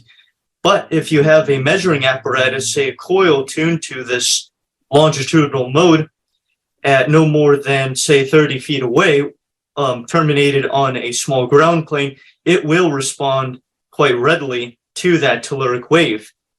So this is what makes this dual mode occurrence quite interesting, and this does allow us to see that there necessarily isn't a surface wave or a radiated wave emanating off the coil when tuned correctly. So that is one of the main techniques to determine this. We'll say it's something that exists and something we have different ways of accounting for, depending on Right. each of our steps. I mean, one way you could do it if you had a conventional transverse antenna of the equivalent band, then depending if you detect something on one system and not on the other, then you've confirmed you've confirmed longitudinal or transverse mode. I know More Adrian or goes less. into more detail Yeah. on his longer range experiments, connecting and disconnecting the ground to see what component to see how the transverse component varies, I guess. Yeah, I would just say that's right, Hakasays. What I would just add to there is, I mean, if you think about the nature of the experimental setup, I mean, you've got a piece of metal above the ground and you've got a piece of metal under the ground. So there is going to be a ratio. There's going to be a ratio between the radio wave, or the Hertzian wave, as Griffin puts it, and the telluric wave. And that proportion of that over distance is incredibly important. So, I mean, look, I mean, we talk about going distance. I mean, Eric was talking about 1,500 miles and stuff like that earlier. But if you think about the radio wave, say in the HF band at the 160 meter amateur, if it's the right time of the day, you can send that wave all the way around the surface of the planet. And you can basically get that back on your receiver about 1 second later. So the radio wave bouncing off the ionosphere all the way around the surface of the Earth can go very far. But the experiments that we are doing is what is the proportion of the component that travels through the radio wave and the proportion that travels through the telluric wave, or that which is communicated under the ground. So in other words, when we talk about surface wave, really you're talking about the radio wave. And there is, when we talk about a telluric system, a telluric TMT system, as Tesla was talking about, you are basically optimizing for the telluric wave. And that is not well understood. It's not well understood at all. So, for example, when I did tests at 2 to 8 miles, I found the telluric wave could be tuned to the radio wave at a ratio of 5 to 1. So in other words, the telluric wave is a lot stronger than the radio wave. But above that, say up to 30 miles, I found that the telluric wave falls off very quickly and the radio wave dominates. So you're always going to have the proportion of those two. I mean, it's always classically a question that I get asked is there's no antenna. Well, there is an antenna because you have a coil sitting above the surface of the Earth. It's a piece of metal at the end of the day. Sure, I mean, it's wound into a coil, but it is still nonetheless a piece of metal. And if you apply an RF from an amplifier to that, you are going to emit both a radio wave and a telluric wave. But it's, as Griffin said, it's the proportion of that. I mean, in the ideal situation, you want to bring that radio wave down to zero and optimize what Eric has shared with us, the LND mode, the longitudinal magnetodielectric mode, which is going to basically propagate or displace as a telluric wave. So in these experiments, it is always measuring the ratio of those two things. So we all know that, for example, I mean, we could transmit a radio wave from the UK to the US in the Transatlantic project, no problem. I mean, that's not a big deal. I mean, Marconi did it in the early 20th century. But doing that where the telluric mode dominates, that's something that to my knowledge has never been done before. Eric, maybe you could add more, but I mean to my knowledge that's never been established since Tesla's time. Well, we're still, I'm inclined at this point to deal with it on a purely scientific basis and throw all theories out and just approach the whole thing with an open mind. Yeah. Hertzian waves, TEM, LMD, telluric, surface wave. I'm not thinking about any of that. When early on, when I first engaged this at the RCA station in Bolinas, there's a definite proportionality between what's going on overground and what's going on underground. And what's going on overground is not necessarily electromagnetic. Take the AM radio in my car. Okay, the AM radio in my car is connected to a somewhat specially connected antenna to eliminate interference and shunt capacitance to the car body. It's I'm looking at it. It's about maybe 20 inches long. Okay, now I'm listening to some station on let's say 700 kilocycles. 20 inches ain't any wavelength of 700 kilocycles. It's a capacitor. In fact, if I bring my hand near the antenna, it detunes it. In fact, what I do is I deliberately keep the thing offset. The AM radio is kind of cocked inside the car so I can go down below the AM band. And the antenna is always hungry for a little more capacitance. So that way I can put like another little lead on or what have you and kind of get it set for a specific radio station. So basically the car body is the earth because the AM radio has a Tesla coil in it. That's how it operates. It's not an electromagnetic receiver.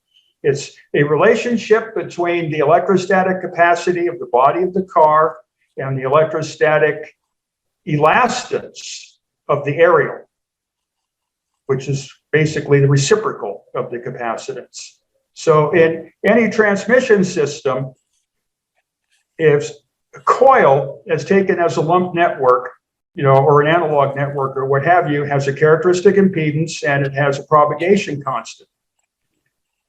Now, if that propagation constant is set to be pi over 2, and the characteristic impedance is such that the impedance of the aerial, which of course is going to be strictly dielectric, and the impedance of the earth, which is questionable as to what exactly that will be.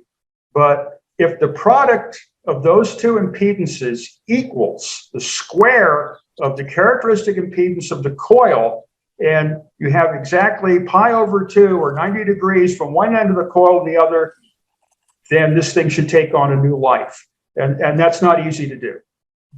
Now, it's not one way or another, it's not electromagnetic. Nothing about any of this is electromagnetic. I'm not buying it that an 18 or 20 inch metal rod is an electromagnetic antenna.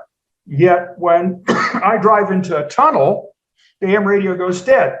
Well, the naysayer, the Einsteiners will say, well, you see, that means it picks up electromagnetically. No, it doesn't. It just tells me I lost my electrostatic admittance to the ionosphere. That's all it tells me.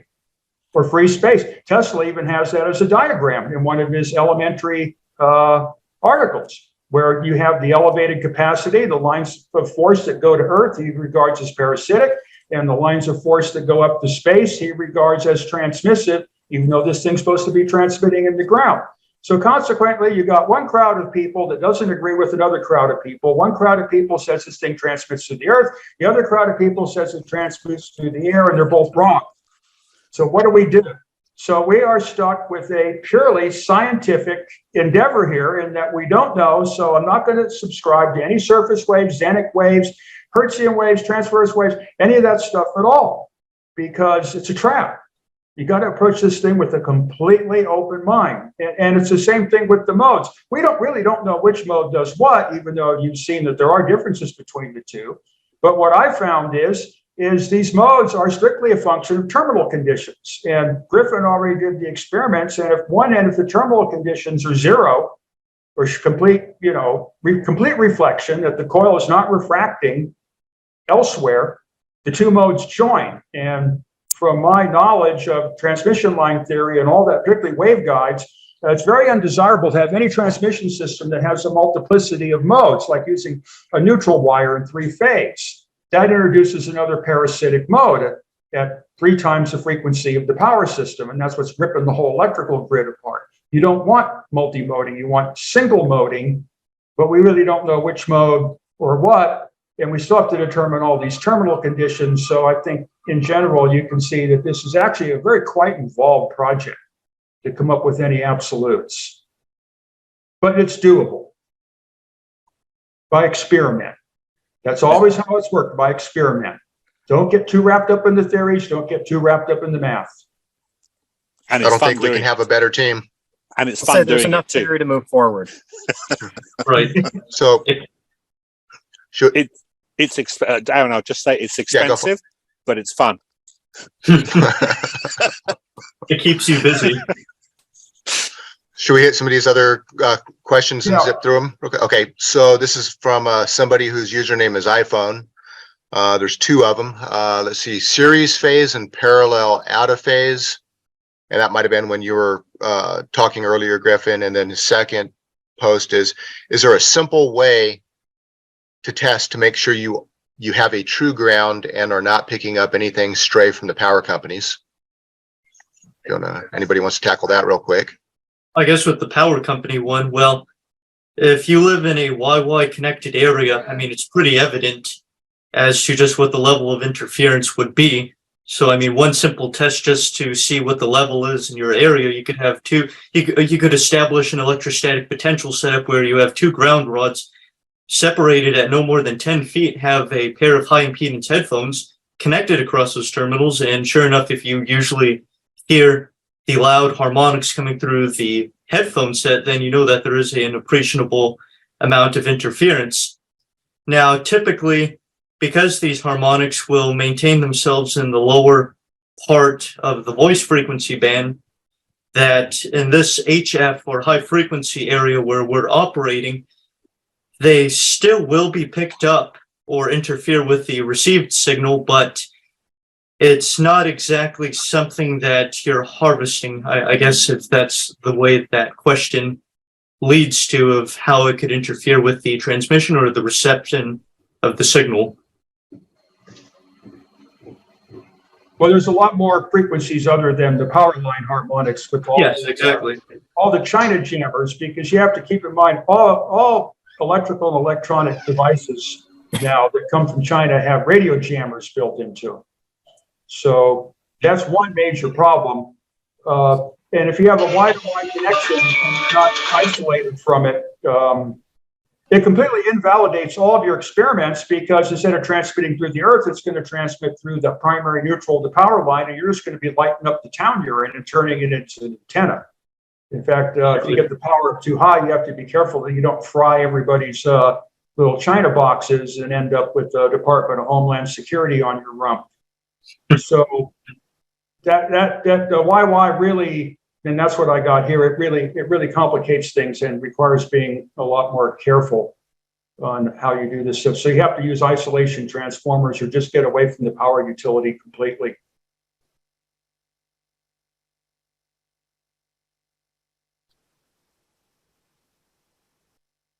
Okay, let's see.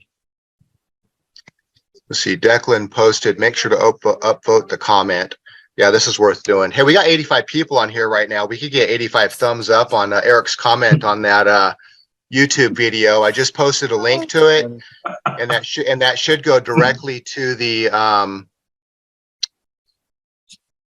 I think that might go directly to Eric's comment. Let me pause that video so it's not playing in my headset. It does. Okay, so Eric's username is normally T-Rex, but this YouTube thing changed it to, here, I'll just post it in the chat here if it lets me copy it. That's, there's a little Tyrannosaurus Rex little icon next to his username. That's the username. So if you click that link and go to that YouTube channel, you can click read more or whatever to see his full comment.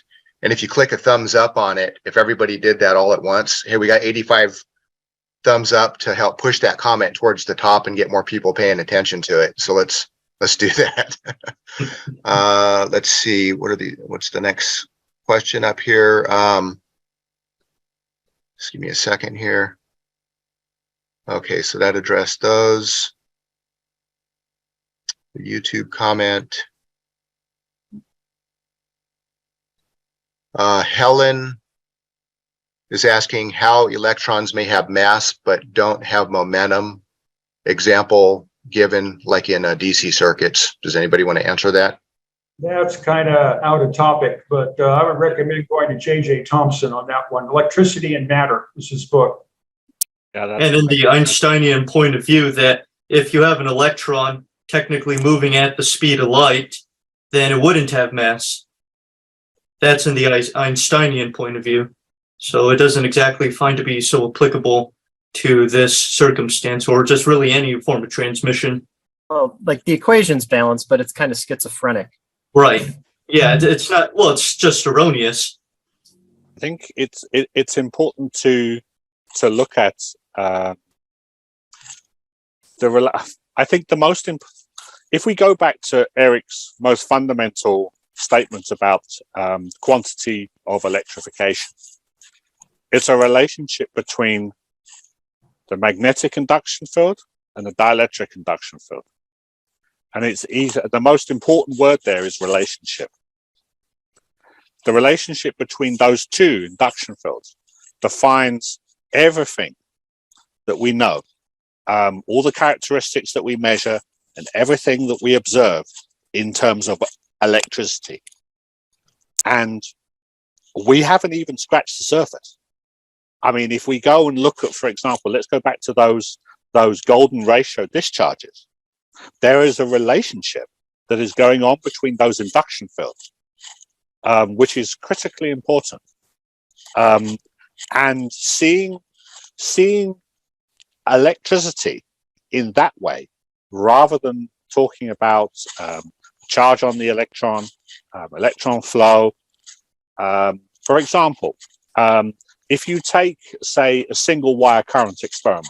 So if you take a Tesla transformer, you run it at, let's say, we're using like a pancake coil, like Eric originally used. Let's say it's around about 2 megacycles.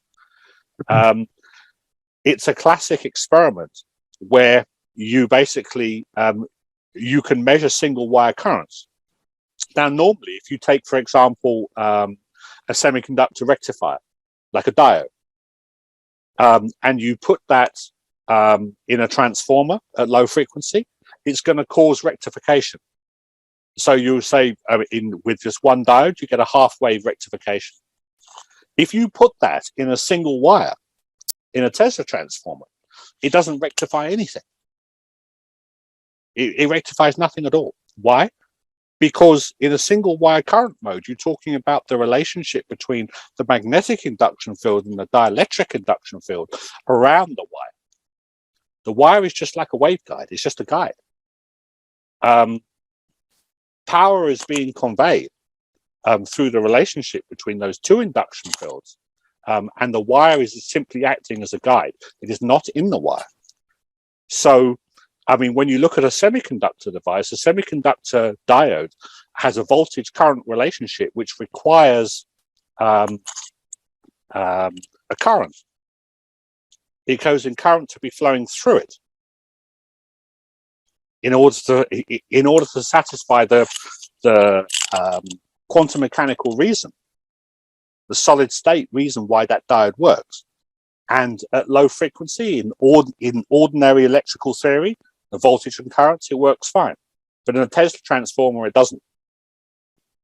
It's a classical experiment that you can do. If you put a semiconductor diode in a single wire on a Tesla transformer, there's no rectification because the energy is not inside the wire. It's being conveyed around the wire. Okay. Eric, do you want to add more on that? Yeah, it's again, we're starting to get into, there's a lot we don't know, and we're basically hampered by our theories. So there is a conduction mode through the wire, conceivably, and I think we talked and you had done this with a 40 gauge wire or something, and there's no RF ammeter reading, the wire's not melting. That's right. Bedini's claim to fame was a vaudeville act he came up with way back in my Integratron days. That would have been like the early 80s, where he allegedly had produced a semiconductor that allowed you to transmit substantial quantities of audio power through one very fine wire without heating it up or burning it out. Well, not too long ago, when I was translating J.J. Thomson's material, which is a tangled, convoluted mess of mathematic incongruities, I found that current actually is defined by J.J. Thomson, and it's not electric. It's something else. There's something in the wire that's not electrons, and he referred to it as a corpuscle. And J.J. Thomson, even though he's credited with the discovery of the electron, once came up with a statement sneering at the Einsteinians that he a toast to his colleagues, and he stated, "Here's to the electron, may it be of no use to anybody." And I'll end it there. All right. Okay. Aaron, Yeah, go ahead. I'd just like to add on what Eric was saying, because there's an experiment that Eric referred to that I also have on my website, which is part of the transference of electric power, or the high efficiency transference of electric power, where we're talking about passing a kilowatt of power through a 40 gauge piece of wire. So you have two Tesla transformers in a classic TMT configuration. Much like Eric originally had in that famous video with himself, Peter Lindemann, and Tom Brown, where you have a 40 gauge piece of wire is 0.08 millimeters thick. That's 80 microns. 80 microns thick. And you pass 1 kilowatt of power through there with no loss. How do you do that? I mean, you would call that a fuse normally. You call it a fuse, but it doesn't blow. It doesn't blow. Why? Because the power is not in the wire. It's surrounding the wire. The wire is acting as a waveguide. As soon as you disconnect the wire, there's no power from the transmitter to the receiver. Nothing. It's not wireless. It's not going through the air. It's not because of ionization. When you connect the wire again, the 40 gauge wire, single strand of 40 gauge wire, 1 meter long, then you can light a 1 kilowatt bulb at the Tesla transformer receiver. And that's because of the relationship between the magnetic and the dielectric induction fields, their relationship around the wire, not in the wire. The wire only acts as a waveguide. It was something Eric and I were talking about earlier. It's a fundamental question that we were talking about, I mean, only last month, I think, in a telephone conversation. But in telluric, the real big question is when the longitudinal mode is in the ground, how does it know which way to go? How does it know which way to go?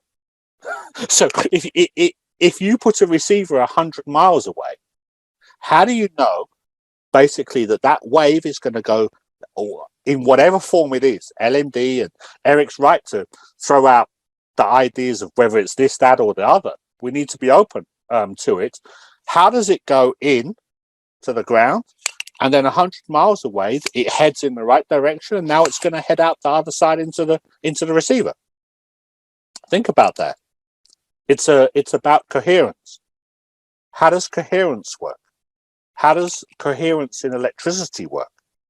These are very, very fundamental questions that electromagnetism has no answer for at this time.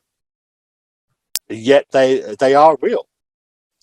Coherence is quite possible. So over a 1 meter, 40 gauge, 40 AWG piece of wire, you can pass 1 kilowatt. And in all sense of terms, it should act just like a fuse. It should blow instantly. That is the importance of the experiment that Eric was referring to. Thanks, All right. Alan. I just wanted to add. Sure. Okay, we're getting close to 2 hours, so we'll try to zip through these and quick, brief answers. Flo asks, do the same patterns appear in sand with cymatic frequencies? And I think that's a question when you're pointing out the golden ratio discharges. I know it's symmetrical from a side view, but on cymatics, I've never seen an asymmetrical pattern. They're usually, kind of a top view symmetry. The golden ratio is, if we ask the question, first of all, what is the golden ratio? It is a natural order. There's been a lot of talk about the golden ratio. It goes back, to be honest, if you're of that way of thinking, it goes back to Atlantean times, the golden ratio. It's been around a long time, aeons and aeons and aeons. And it is part of a most fundamental principle. So I wouldn't be surprised if you can't see that natural order, there is only, after all, one life. There is one life, and its expression, whether it be electricity, whether it be water, whether it be sand, whether it be lightning, whether it be any facet, it's going to be reflected in that. And that really, I think, is the most exciting thing that we are doing with this electricity research. For me, we're basically unfolding, or looking to unfold, to discover more about that natural order of the one life. There is no other more fundamental question. So I would be surprised if it isn't reflected in sand. It must be reflected. If it's in one place, it's everywhere. You only have to look hard enough in order to find it. The cymatics is a standing wave pattern where the golden ratio discharge is actually a function of itself.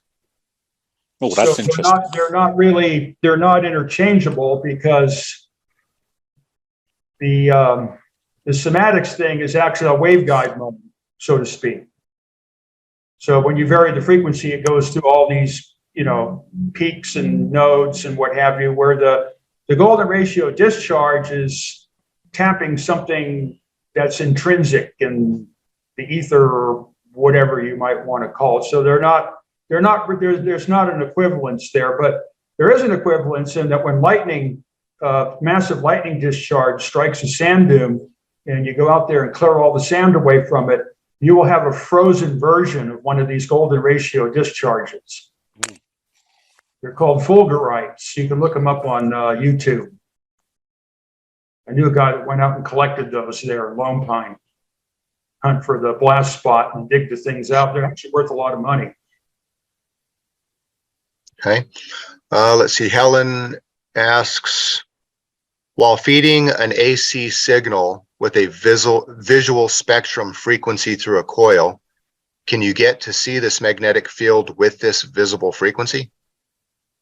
I don't understand that. You could see, I think I get what they're saying, Doug. You could visualize the magnetic field partially by using some type of magnetic pickup. Unless you're employing an oscilloscope, then yeah, that's all possible. Not exactly sure what the question is asking. I know, I follow on, Griffin, from what you're saying. It's an astute question in a way. I mean, if you're asking, how do you visualize the relationship between those induction fields? That is something of active research. That is something that we are trying to do. I mean, that is the whole point, in a way, of there's the whole purpose of researching the golden ratio discharge, is to be able to understand what that relationship. I mean, if you go back to the quantity of electrification, in other words, the relationship between the magnetic and the dielectric induction fields, that dot in between those two is actually a whole relationship. It is a whole dimensional quality that hasn't actually been explored. Mm-hmm. So if that is the question you're asking, then there is a great deal of work that needs to be done. I mean, we don't understand much at all about the relationship between those two induction fields. As per the previous example that Eric gave, and that I elaborated on with the 80 micron wire. You know, it should be a fuse, but it's not. It's actually an excellent conductor of electrification with no loss. Okay. Let's see, Stephen Giello, and I'm not sure if that's how your last name is pronounced. Eric, are you using the Lukovsky MWO? And Eric does also have an oscillation transformer to allow you to run it in a balanced mode. But we did bring an MWO down there, I think, in January, maybe. Yeah, I don't use it myself, but I put other people in it that seem to be having problems. It's it's set up to turn on and go. So, but I myself have not been regularly utilizing it.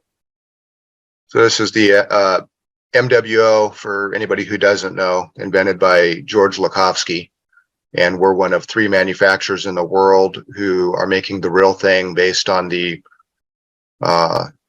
reverse engineering report from the Italian engineers.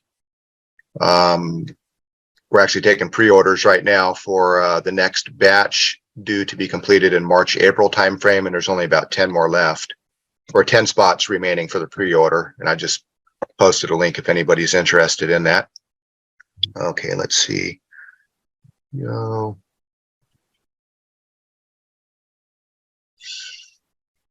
Just scanning through these texts here. Normally we open up on the conference calls. We just unmute people and they ask, but since people have been posting or typing these in the chat, I'm just reading these out of here. Do you want to unmute Aaron also? Let people just ask. I can. I might as well zip through some of these real quick since they're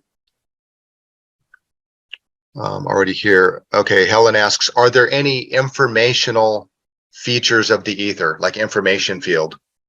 You know, like this morphic field type concept that Gustav Le Bon originally talked about, and that like Rupert Sheldrake was made popular for that terminology, even though it came from Gustav Le Bon.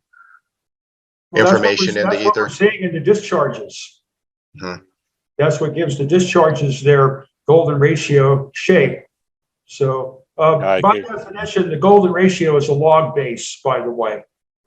So you could call it a natural logarithm, even though that word's been used for other things, but it's a log base. So it's a progression. It's how things progress or regress. It's proportionality between elements. That makes for excellent antenna performance, by the way, for log periodic antennas. And Eric has covered a lot of that about those log periodic antennas in a presentation in 2015 called Power of Ether. That's, if anybody wants to look at that, that's a very interesting presentation that covers a lot of stuff. Power of Ether. And you can find that presentation in emediapress.com. Let's see.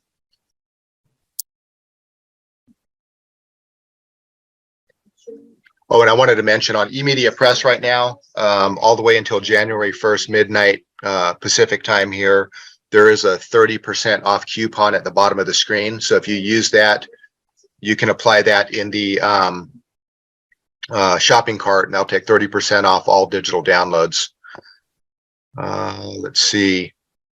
Nick, to everyone, that, and I'm not sure what context this is in or who is speaking during this time.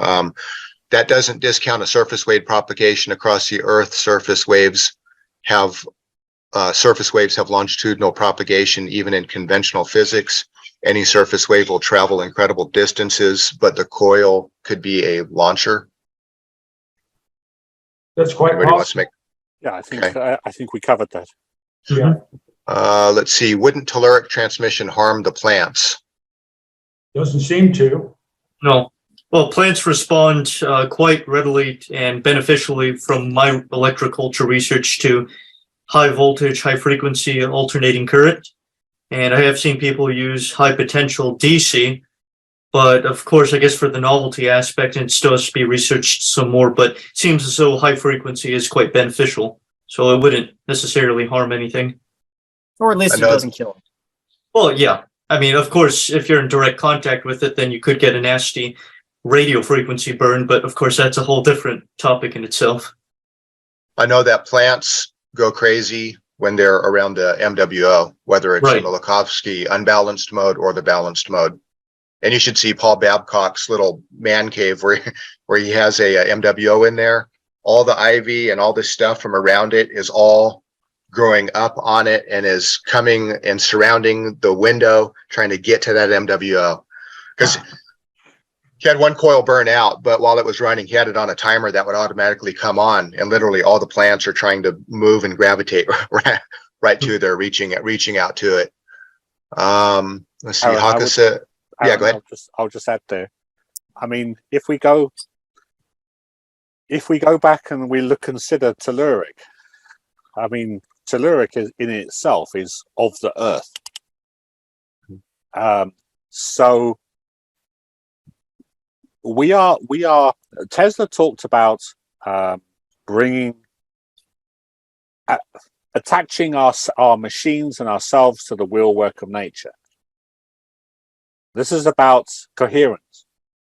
So the only time that telluric is ever really going to work when it's actually in tune, when we're actually attaching our machines to the wheel work of nature.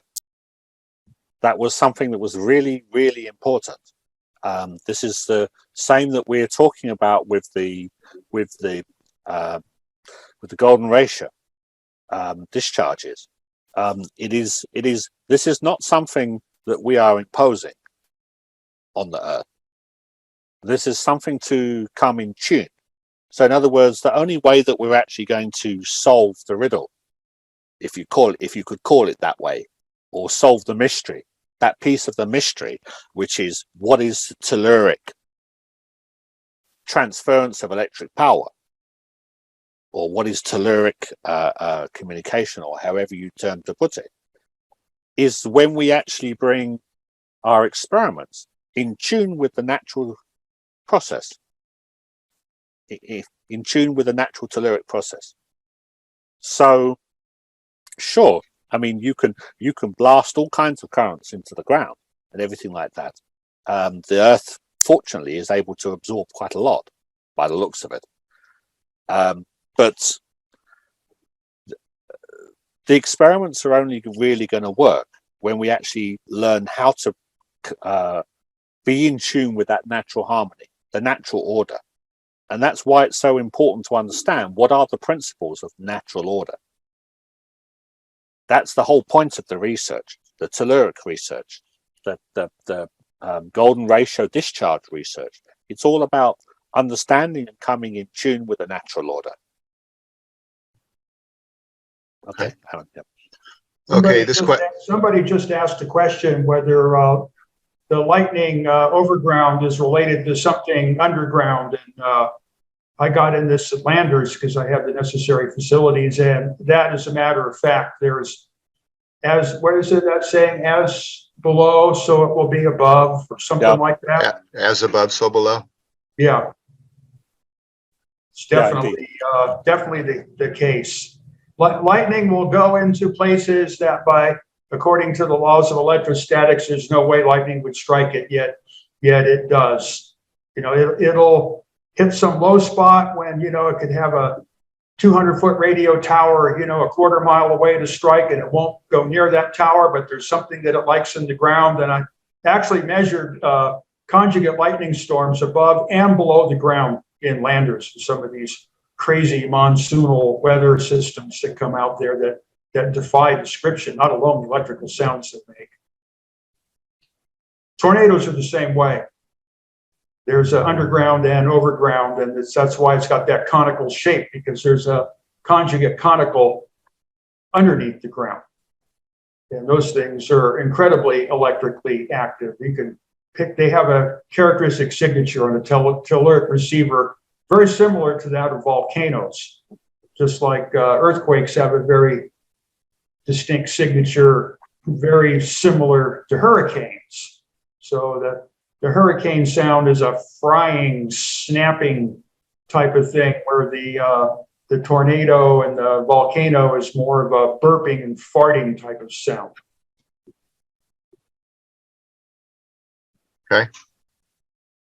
Okay, here's a question from Declan. This is directed to you, Eric. He's heard you mention that you've held Victor Schauberger's work in high regard. A brief mention on one of these calls a few years back in which you put him on par with Tesla. Have you ever envisioned blending the natural sciences of Schauberger and Tesla into a workable model? I haven't heard, he hasn't heard you talk much about Schauberger in any great detail. And could you expand on what you learned from him, if anything? Well, there's not really a lot available, because it's just kind of, brief passages and a few diagrams here and there. It's kind of hard to really come up with anything on the engineering level from the work of Victor Schauberger, but his explanations and his accounts of things that he saw in nature are at least they're enough to get you to start thinking about stuff. That's what's important. Okay. The other one, who's that guy? Walter Russell. Walter Russell is another one that, the academians hate his guts because of all his weird drawings and pictures, but he's the one that came up with the conjugate tornado diagram. I think I even used it in one of my presentations. So all these guys add their kind of flavor to the general subject and help with the overall understanding, but not on the engineering level. In fact, even Tesla didn't help us much with the engineering level. He left it pretty much to other people to figure out exactly how he did things. And of course, because it was a capitalistic or commercial enterprise he was involved in, naturally, he's not going to tell everybody just how to go out and do things, particularly being, that Westinghouse, and him had patent relations and what have you. So Tesla actually stated that he was a discoverer and he would leave the details to others. And probably one of the most important others is Steinmetz, of course. Without Steinmetz, we would have never been able to harness alternating current. Okay. Let's see. Do you know of Christian Birkeland of Norway? About 1896 research on the Sun, Earth, Northern Lights electrical connection? I've heard about it. I think it's something called the Birkeland currents. Mm-hmm. I think it's an interplanetary current, but I don't know that much about it.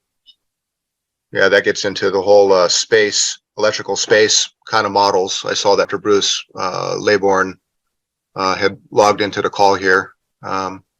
Well, that's what's going on in the cosmic light bulb. That's what makes the cosmic light bulb project so interesting, is you actually are duplicating the process of the cosmos in a bulb. So much for these giant particle accelerators. What are they called? CERN? Well, that is the reflection that as is above is below, huh? Yeah. Okay. Eric, would you, let's see. Oh, okay, somebody's just asking if you're open to going on these other podcasts. or Yeah, conceivably. other online kind of radio show kind of deals? Yeah, I don't. Yeah. I have a kind of constraint here is that I'm violating right now, only because you're in control of the situation. Is this computer is strictly used as a television and not. I will not engage in it in any kind of social media. I will use the telephone, but I will not use the computer except for this rare exception, because that's why I don't have any trouble with it, is because I don't get connected to things, links and all that stuff. It's strictly a TV. Yeah, I think a lot of them you can call in with the regular telephone as well. Yeah, that would work. Then I'm up so to it.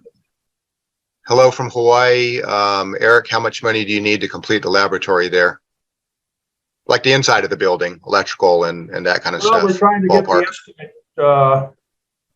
I think because I have the money to pay Justin, he's going to come down here and it's going to be too cold to do much antenna work. So I think we'll come up with a concrete estimate, but I would say probably $125,000. That's about how much it took to get the building so that it keep the rain and snow out and the front wall wouldn't fall in and what have you. And at least I have the music listening room that I can keep warm and sleep at night, despite the fact that I'm living on a interstate highway here.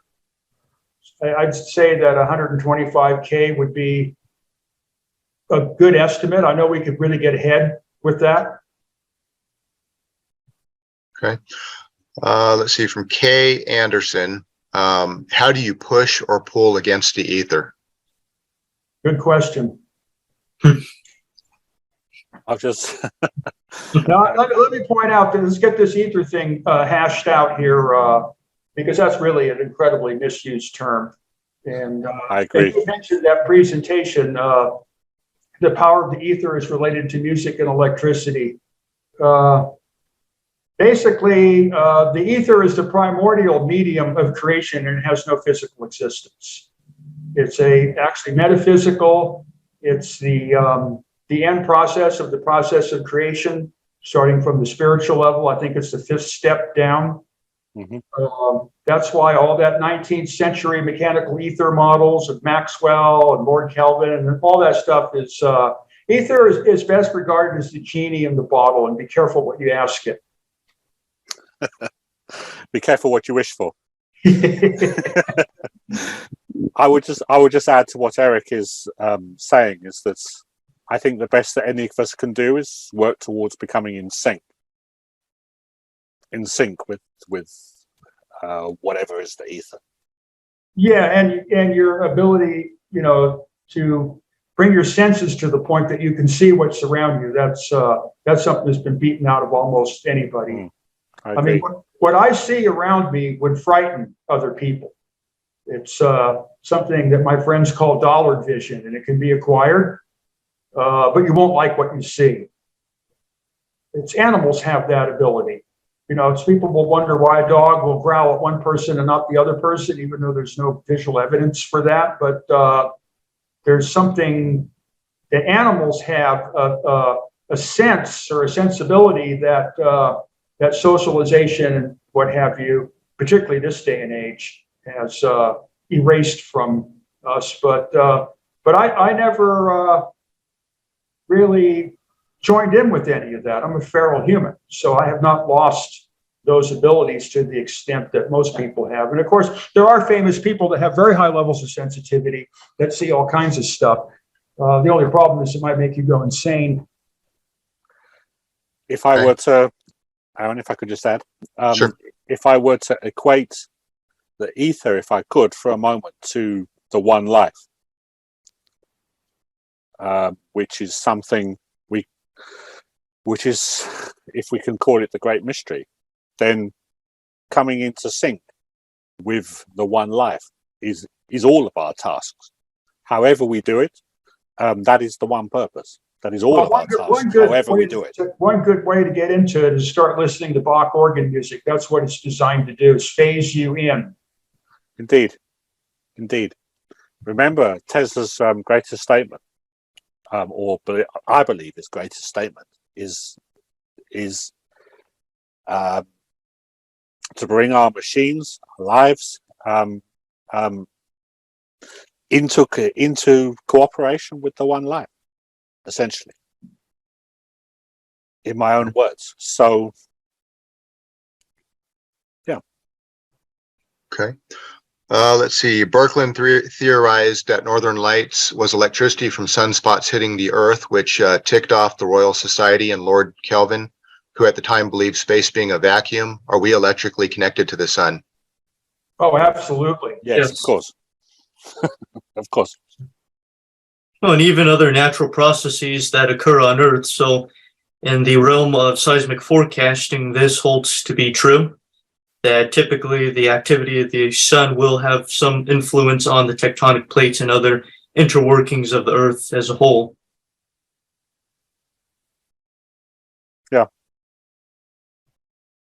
Okay.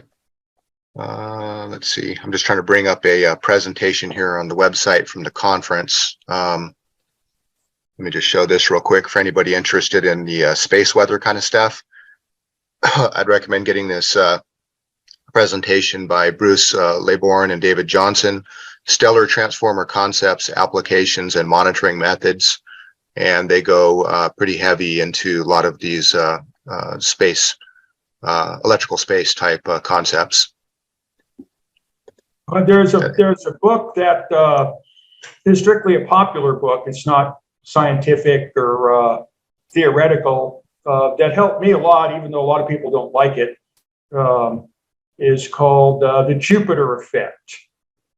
And that is, it was kind of a doomsaying book about that particular solar cycle, one that I studied when I was at Sonoma State. It was going from 21 to 22, cycle 21 to 22. And even though it didn't destroy the Earth, that book held true. That particular solar cycle, all the planets lined up on October 13th of 1980, and it knocked the sun silly.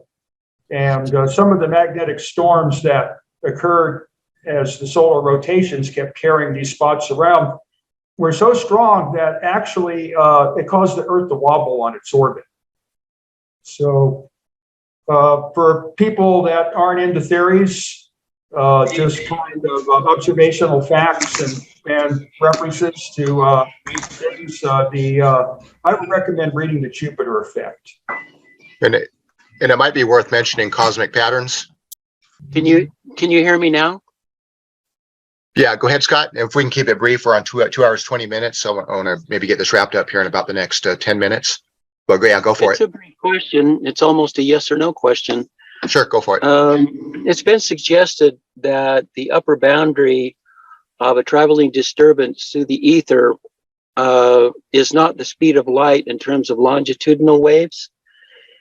But this pi over 2 times the speed of light for that velocity, does anyone here think that's an upper boundary for the speed of a traveling disturbance in the ether? I can't answer that one way or another. No, it's not an upper boundary. I mean, it depends which perception you coming from. I mean, if you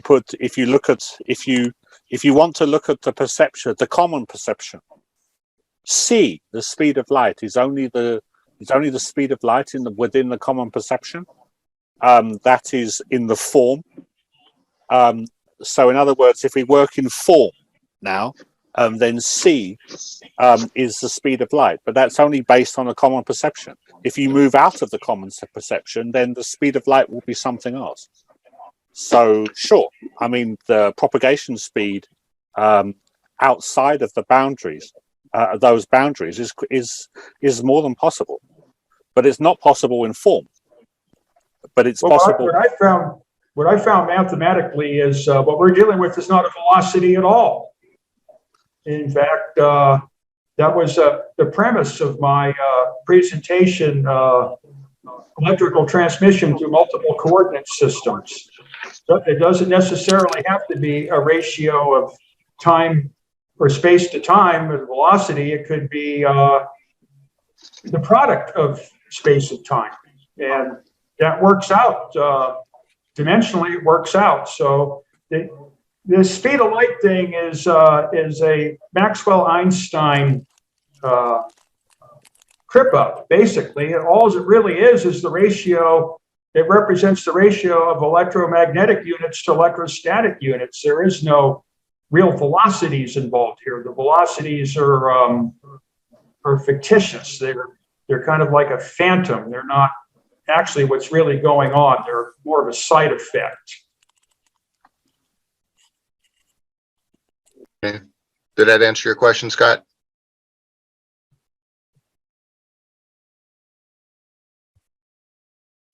Okay, I think that wrapped it up. I think Scott's muted. Yeah. The speed of light in a transverse wave as opposed to longitudinal wave. Tesla made this quotation: pi over 2 times the speed of light in transverse is the speed of light in a longitudinal wave. And if there is a difference, then would that indicate that what Eric was saying in terms of measurement, or in terms of whatever means is supposed to determine a velocity, would that be consistent? Meaning, would that indicate an upper boundary in a longitudinal wave or not? It's basically a yes or no question. No, there's no relationship. The velocity is an extraneous dimensional quantity, or numeric, or whatever you want it to be. In this case, the pi over 2 is basically a group velocity relationship in the Tesla transmission, where at one end it's the velocity of light and the other end it's infinite, and the proportionality between those two is pi over 2. The only other pi over 2 was Wheatstone. Professor Wheatstone, Oliver Heaviside's uncle, claims that he measured the propagation velocity of longitudinal electrostatic conduction to be pi over 2 times the velocity of light, and it seems like Hermann Helmholtz was in agreement with him on that. But there's no real constraints here. You can go any which way with these things by adjusting the conditions involved, and it's best to stay away from clinging to velocity, because the velocity is not really directly what's happening. It's more of a side effect. So basically, there is no limit, and pi over 2 or C itself they're not absolutes by any means. Very good. That's kind of what I was thinking. Yeah, it's not an upper boundary. So the answer you're in essence saying is no. Well, that's correct. I would add, Scott, it's not a yes/no answer. Okay. So, hey, yeah, I think this Zoom call worked out pretty good. What do you think, Eric? There's still 73 people hanging on. So kind of late in Europe, so people had to log out. But yeah. Well, I'm kind of fading out, so I think we've gone as far as practical. I mean, we could go, probably to midnight, but sure. we need to do these more often. And we would like to go. We would like to go to midnight. We'll get these going another time. Yeah, we'll get these going on a regular basis. At least once a month, possibly even maybe every other week or something. Or more often. It just depends on what's going on. But I think this format worked pretty good. It's I'm kind of getting the hang of how to use this thing. And if you're able to support, again, anybody to support EPD Laboratories Inc. by going to ericpdollar.com, scroll down in the right column, and if anybody's able to donate by PayPal or by mail, it'd be greatly appreciated. I know that Griffin also has a donate link on his website, and you can see with all the builds he's doing, all the money and all the donations definitely goes to furthering the work in this area. And I'll be giving some updates as far as the upcoming conference. I will be listing Dr. Marsh as a presenter, as well as Eric, myself, most likely Hakasays and Griffin. And again, it'll be a 5-day conference coming up in July. we'll probably start opening up for tickets early January rather than waiting till I have a full schedule figured out. And also we will be offering the Vimeo live streaming tickets for those who are unable to travel, or in case there are any crazy travel restrictions going on. And as soon as this is over, I'll get this edited and put up on YouTube. And so if you logged out earlier and you wanted to see the rest of it, you'll be able to see that. So any final comments, Eric? No, I think the subject is fairly well exhausted for now. Yep. Okay. So, hey, thanks for your time, Eric, and Dr. Marsh, Griffin, Hakasays, everybody on the call. Thank you so much. Merry Christmas, happy holidays, whatever you happen to celebrate. And this being the 17th, we'll probably see you all next year. Okay. Thanks, everybody. Take care. Thank you, Aaron. Thank you. Merry Christmas. Yeah. Merry Christmas. Thank you, everybody.